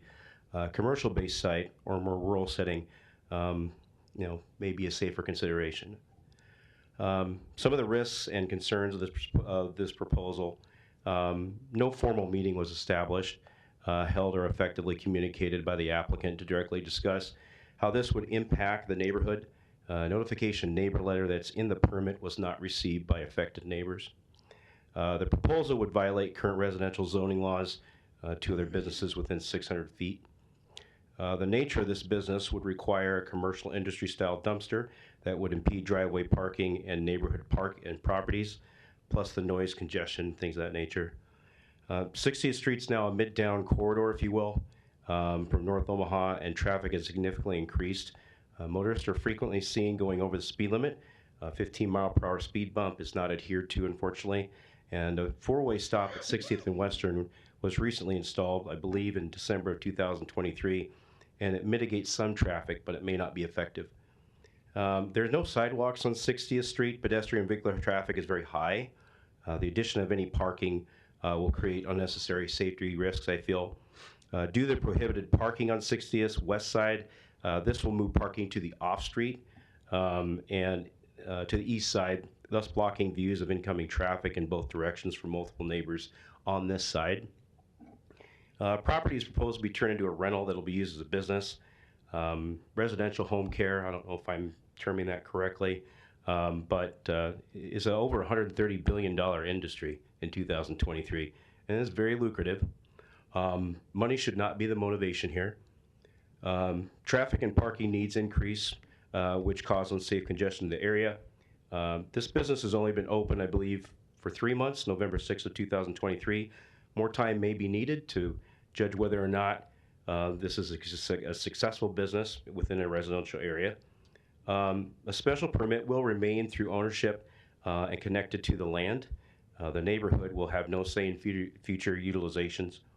Also, previously hired caregivers at 1606 North 60th Street behavior was of a concern. Witnessing caregivers smoking marijuana in the driveway and yard. Witnessing two caregivers in domestic argument. Unknown vehicles would routinely back into the driveway with lights on, shining lights on my house with music sometimes so loud it would shake or vibrate my house. A caregiver or other contacted neighbor to assist with patient in uncomfortable position at one point. Full day-to-day operations of the proposed business have not been effectively shared with the neighborhood, and one person, unlicensed to care up to 4 people, non-disabled, was a concern for me. These are some of the pictures that I took just of my neighborhood, just so you could kind of see, and I did kind of share these with you. This is my own camera and my own vehicle. This is the view looking south on my street. Of course, if I'm in a vehicle, I may be sitting even lower. Just one car can impair view of oncoming traffic on a very busy street. This is the view looking north. As you can see, it does take kind of a full view, or kind of blocks, makes a major obstruction to that area. There are no sidewalks, as I mentioned earlier, and so this is just a side view of really how close you are to like my property here. There's not a whole lot of room to walk, so you need to walk in the street. This is a view of the east side of 60th Street, right in front of my property. This is the no parking sign that's there. There are 3 consecutive no parking signs that are there on that property. As you can see here, this is the east side of 60th. And so all the parking will pretty much be moved off street, and I think it states that in the permit too. This is a clear view of what the street looks like as well. Thank you for your time. That's all I have. Thank you. Any other opponents?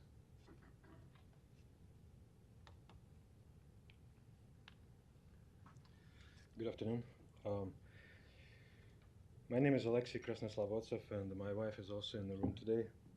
Could you say your name again? Alexei Krasnoslavotsov. Alexei Krasnoslavotsov. And my wife is in the room today with me.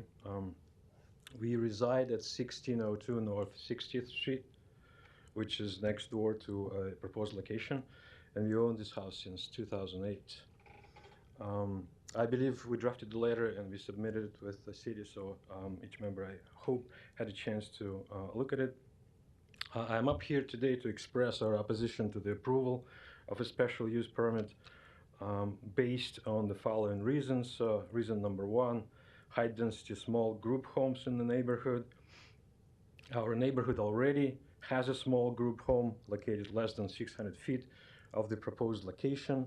And according to municipal code, section 55-763 D1, the distance between small group live-in use and any previously existing small group live-in use shall be at least 600 feet. So we believe establishment of a small group home at this location will violate the said ordinance. Reason number two, value of the neighborhood properties. We contend that the establishment of this small group home will indeed affect the marketability of properties in the neighborhood, and the application arguments lack substantive evidence beyond the following statement. This home will not detract from the marketability of my neighbors' homes. However, the presence of a group home will undeniably have an effect on homes' marketability, especially in a buyer's market like this one.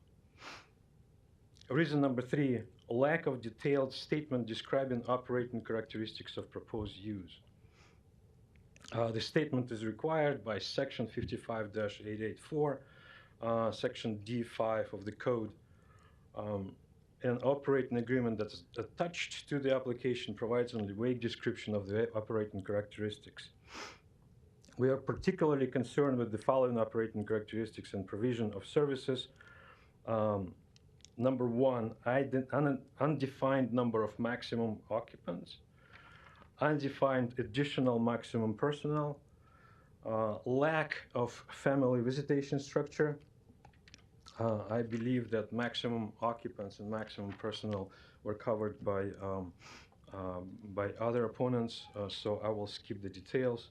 But the reason three, lack of family visitation structure, the application describes visit as sporadic, indicating a lack of visitation structure, and so it's really, really vague in identifying the maximum number of visitors allowed at a time. For instance, it states one person had one visitor a day. It also raises questions about the protocol if there are multiple visitors per day, or if one family arrives as a group using separate vehicles. So undefined maximum number of occupants, personnel, and visitors suggests major unpredictability in traffic and parking, which then leads me to the next issue, and that is increase in traffic volume, parking issues, possible fire and pedestrian safety risks. I will not repeat what other opponents were saying about 60th Street already experiencing heavy traffic. And we have no doubt that there will be parking on the 60th Street in front of the neighboring houses, because the parking in front of the proposed location is prohibited by the city due to a street bump. This will definitely congest vehicular traffic, create safety risk for increased number of pedestrians that utilize the street because there are no sidewalks, will reduce street visibility, endanger neighboring residents operating or riding in their own cars. Next, the congestion of parked vehicles may be a fire code violation, as it will block the street and the driveways. Particularly, the situation will create unnecessary obstacles for public safety vehicles attempting to access the house in question, as well as neighboring houses. Next, lack of detailed description of hiring procedures, background checks, and operation manual. This is especially concerning in the light of disturbing incidents witnessed by neighbors. I will not list them, they're in the letter. And since the applicant does not reside in the house, either had no control over these occurrences or choose not to intervene, either way, it suggests a lack of regulatory commitment. And if this were to persist in the management of the proposed small group home, it would have negative effects on both residents and neighboring homeowners. Safety and welfare of residents of the neighborhood. This business, as described, suggests high influx of clients, staff, and third-party service providers. New residents on a rolling basis, caregivers, nurses, family members to administer medicine, medical service providers, meal providers, and family visitors. And we have already seen an escalation in criminal activity due to the Midtown corridor status acquired by the 60th Street. So in the last few years, our property alone has been the target of a few instances of crimes listed in the letter. So operation of the proposed business raises concerns regarding the overall security and well-being of our community. Next, the property owner will not reside at the premises, so it looks like it's a conversion of a house into a commercial use property where the business will prioritize profit over safety, welfare, appeal, marketability of the neighborhood. It will certainly impact aesthetic appeal and market value of the house. Reason number 4, lack of history of the business. As Mr. Taylor already stated, the business is recent, and there was no history provided with this application. Number 5, zoning alternation and potential repurposes of the business. Again, without repeating everybody, I would like to say that the code, municipal code, states that this permit will run with the land and shall continue to be valid upon change of ownership, which is a major concern. Given our reasoning about the potential negative impact of the proposed small group home on the neighborhood, the immediate concerns are how the transfer of this permit to a new ownership will impact the neighborhood and the possibility of repurposing the permit to host groups other than seniors, or even changing the nature of the business entirely. And the last one that is titled Keeping a Promise, but it really has to do with the failure to inform neighboring residents of the intent to seek a special use permit, which reflects, in my opinion, lack of consideration. We have been neighbors for decades and welcomed the applicant as a neighbor when she purchased the house in 2021 and tried to help in whatever way we could when the applicant's mother lived in the house. However, it is disheartening to read that the applicant expresses assurance in the application of hand delivering a letter to neighbors, and it is attached to the application, but such correspondence was never received by any neighbor. This really casts doubt on the accountability of the applicant, and as a result, on the scope and accountability of proposed business. To finish, because of all of the above reasoning, we oppose the approval of a special use permit to allow Midtown Matters Rental Division, doing business as Owl House, to establish a small group home at 1606 North 60th Street in Omaha. Thank you for your time. Thank you. Any other opponents? Okay, seeing none, close public hearing. Can I respond? Yes.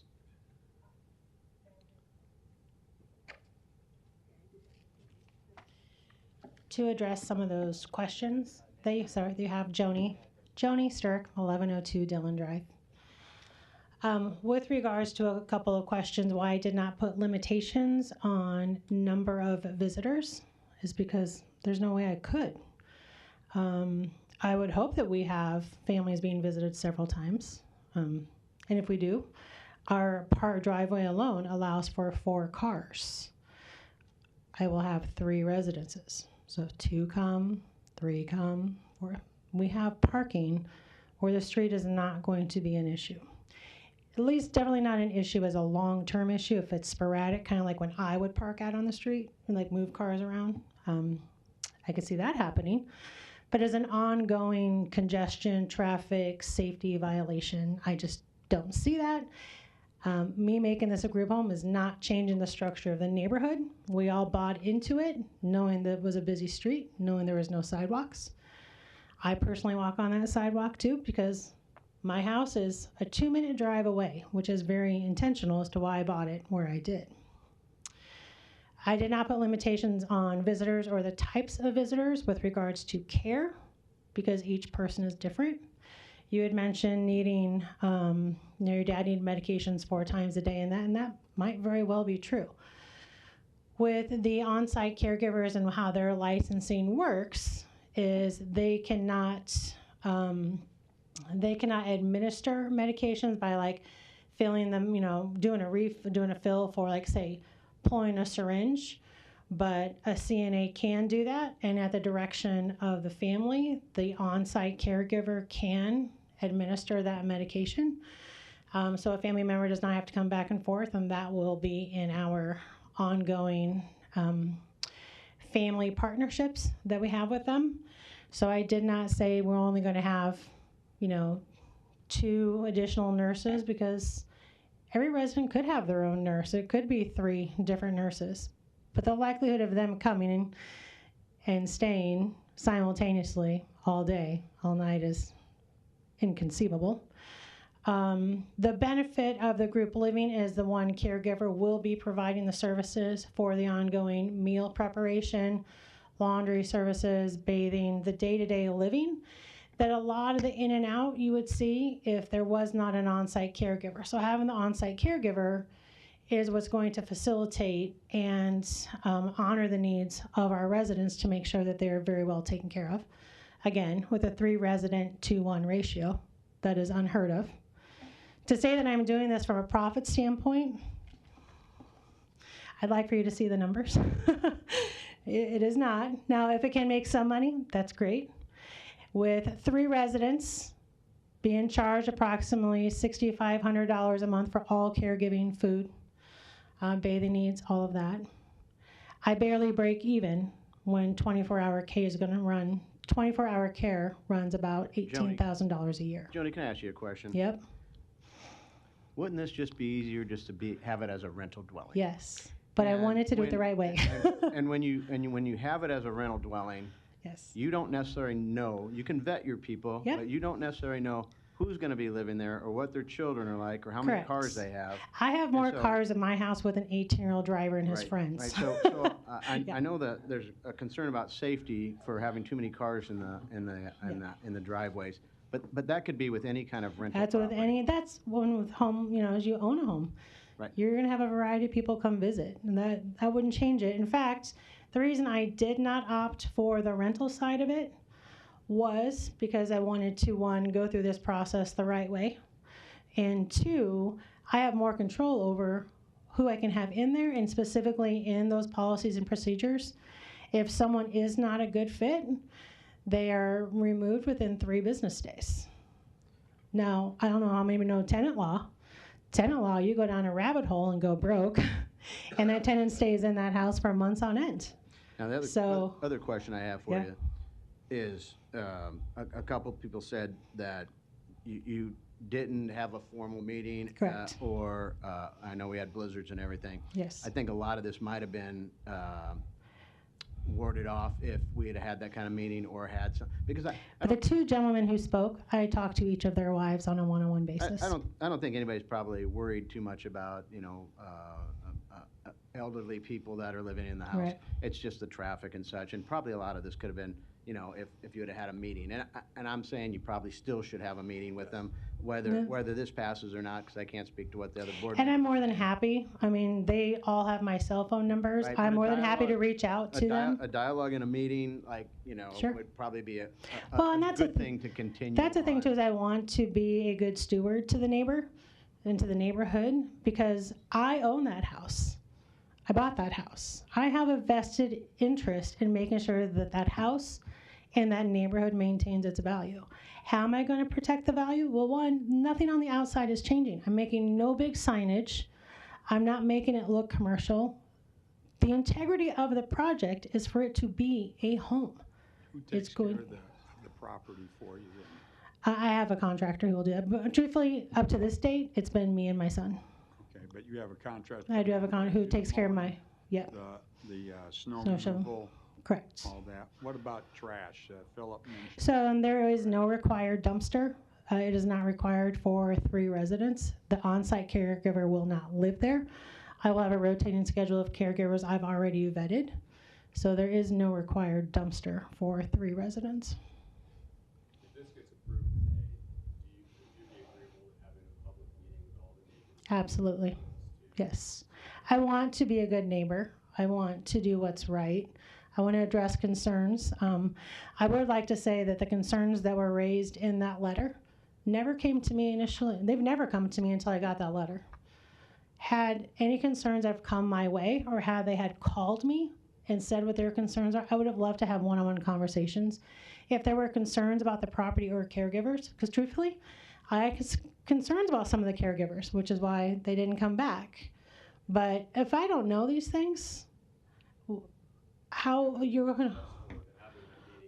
Not here would have.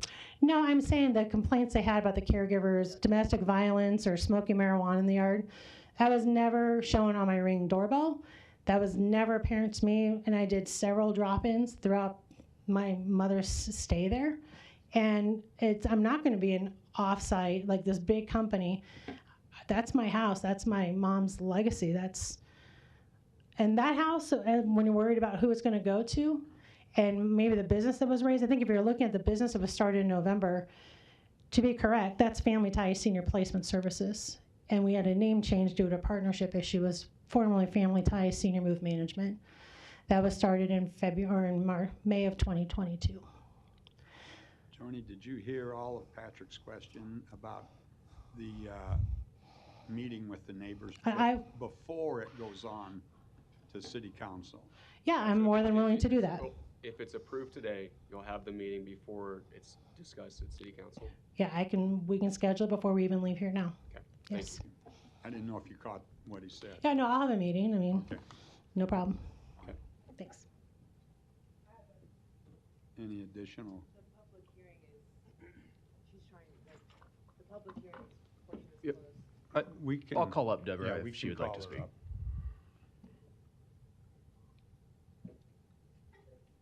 Deborah, I have to give her I also have here with name and address. Deborah Smith, 6007 Sugar Street.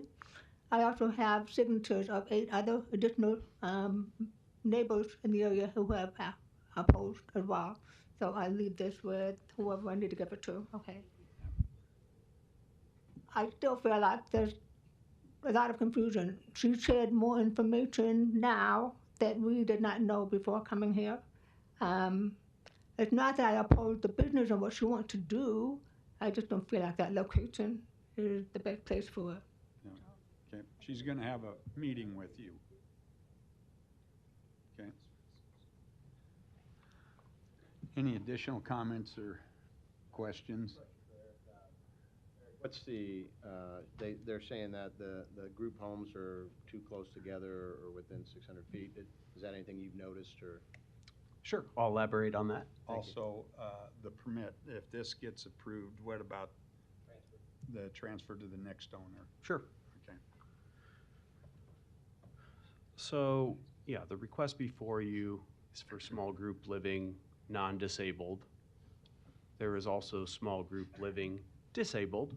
So I know we've talked about this. We've had several requests for group living facilities in recent years.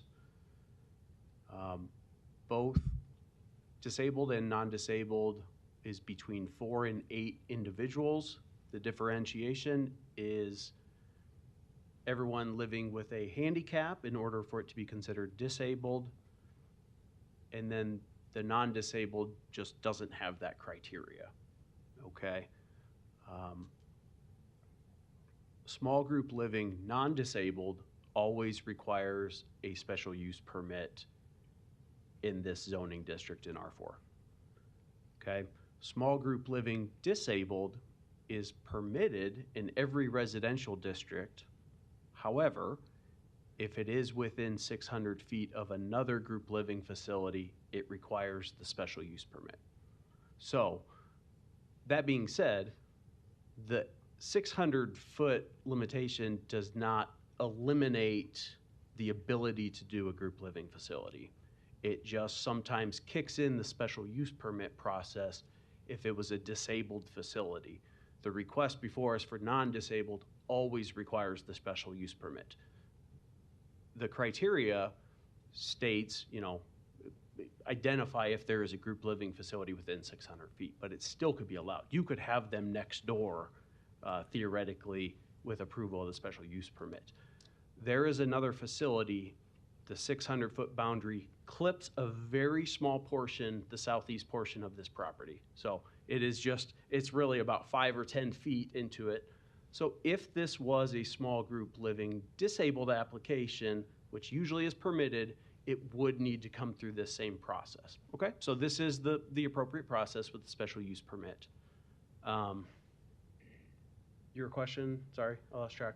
The transfer of this yes. use to the next owner. Yes, the special use permit criteria does indicate that approval of a use permit runs with the land.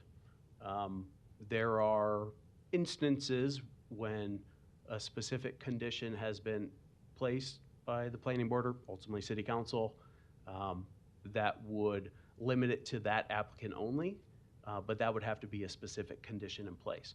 Now, that being said, if this was approved, the submitted operating statement, the site plan, that is what carries with the land. And any future operator would have to operate under those approved conditions. Okay, so if Joni ran this business, if it was approved for 5 years and she decided to sell to somebody else who wanted to do a similar operation, but they wanted to do 8 individuals, they'd have to come back for a major amendment and to change that criteria. Or if they wanted to do something that, you know, there's criteria that establishes a major amendment. Yes. Yes. So I'll keep going. If you do have other questions, let me know. Obviously, we're seeing more and more need for this with aging population. We're not going to be able to care for all of our aging population with, you know, with large facilities. So there's going to be more and more need for this. We're already seeing an uptick with this request. As far as parking, Joni had mentioned there was a lot of discussion. This request is compliant with parking requirements. There's no waiver. There's no waivers of any zoning code with this submittal. Okay, so absolutely, city staff is fully comfortable with the parking that's being provided, which is code compliant. Really, I think Joni is almost being overcautious. Typically, we would not see this come through planning board and city council because most people would say, hey, I have, you know, caring for 3 people. That by definition would be allowed under single family without any permission, without any permit. You know, it basically fits under the definition of family, which allows no more than 3 unrelated people living in the same facility. And, you know, touch on vehicles. I know Joni mentioned this, and there's some pretty large families out there. Hey, I used to live next to a quintuplet family that there was 5 of the same age. Now, they had moved out before they hit driving age, but theoretically, let's say you have a mom and dad, 5 or 6 kids, everyone has a car. I mean, that would be allowed, and that's considered one of the family units. They could also have, they could rent to 2 unrelated college students that also lived in their home. So this is a residential use. I know that you could label it as a business, but small group living is considered residential. So this is definitely allowed within low density residential districts. I think that probably is all I have, but to summarize, it was a very good submittal. We received all the information. As you're aware, with group living applications, there's several criteria and information that we need. All of that was provided and is acceptable. There are only 4 conditions, basically compliance with the site plan, compliance with the operations plan, compliance with all other regulations, and basically stating that the existing trees must remain on the property. If you so wish, you could add a condition that requires a public meeting prior to forwarding to City Council. If there was a desire, you could limit it to this applicant only. Staff is going to keep our recommendation with the 4 that are listed in the report.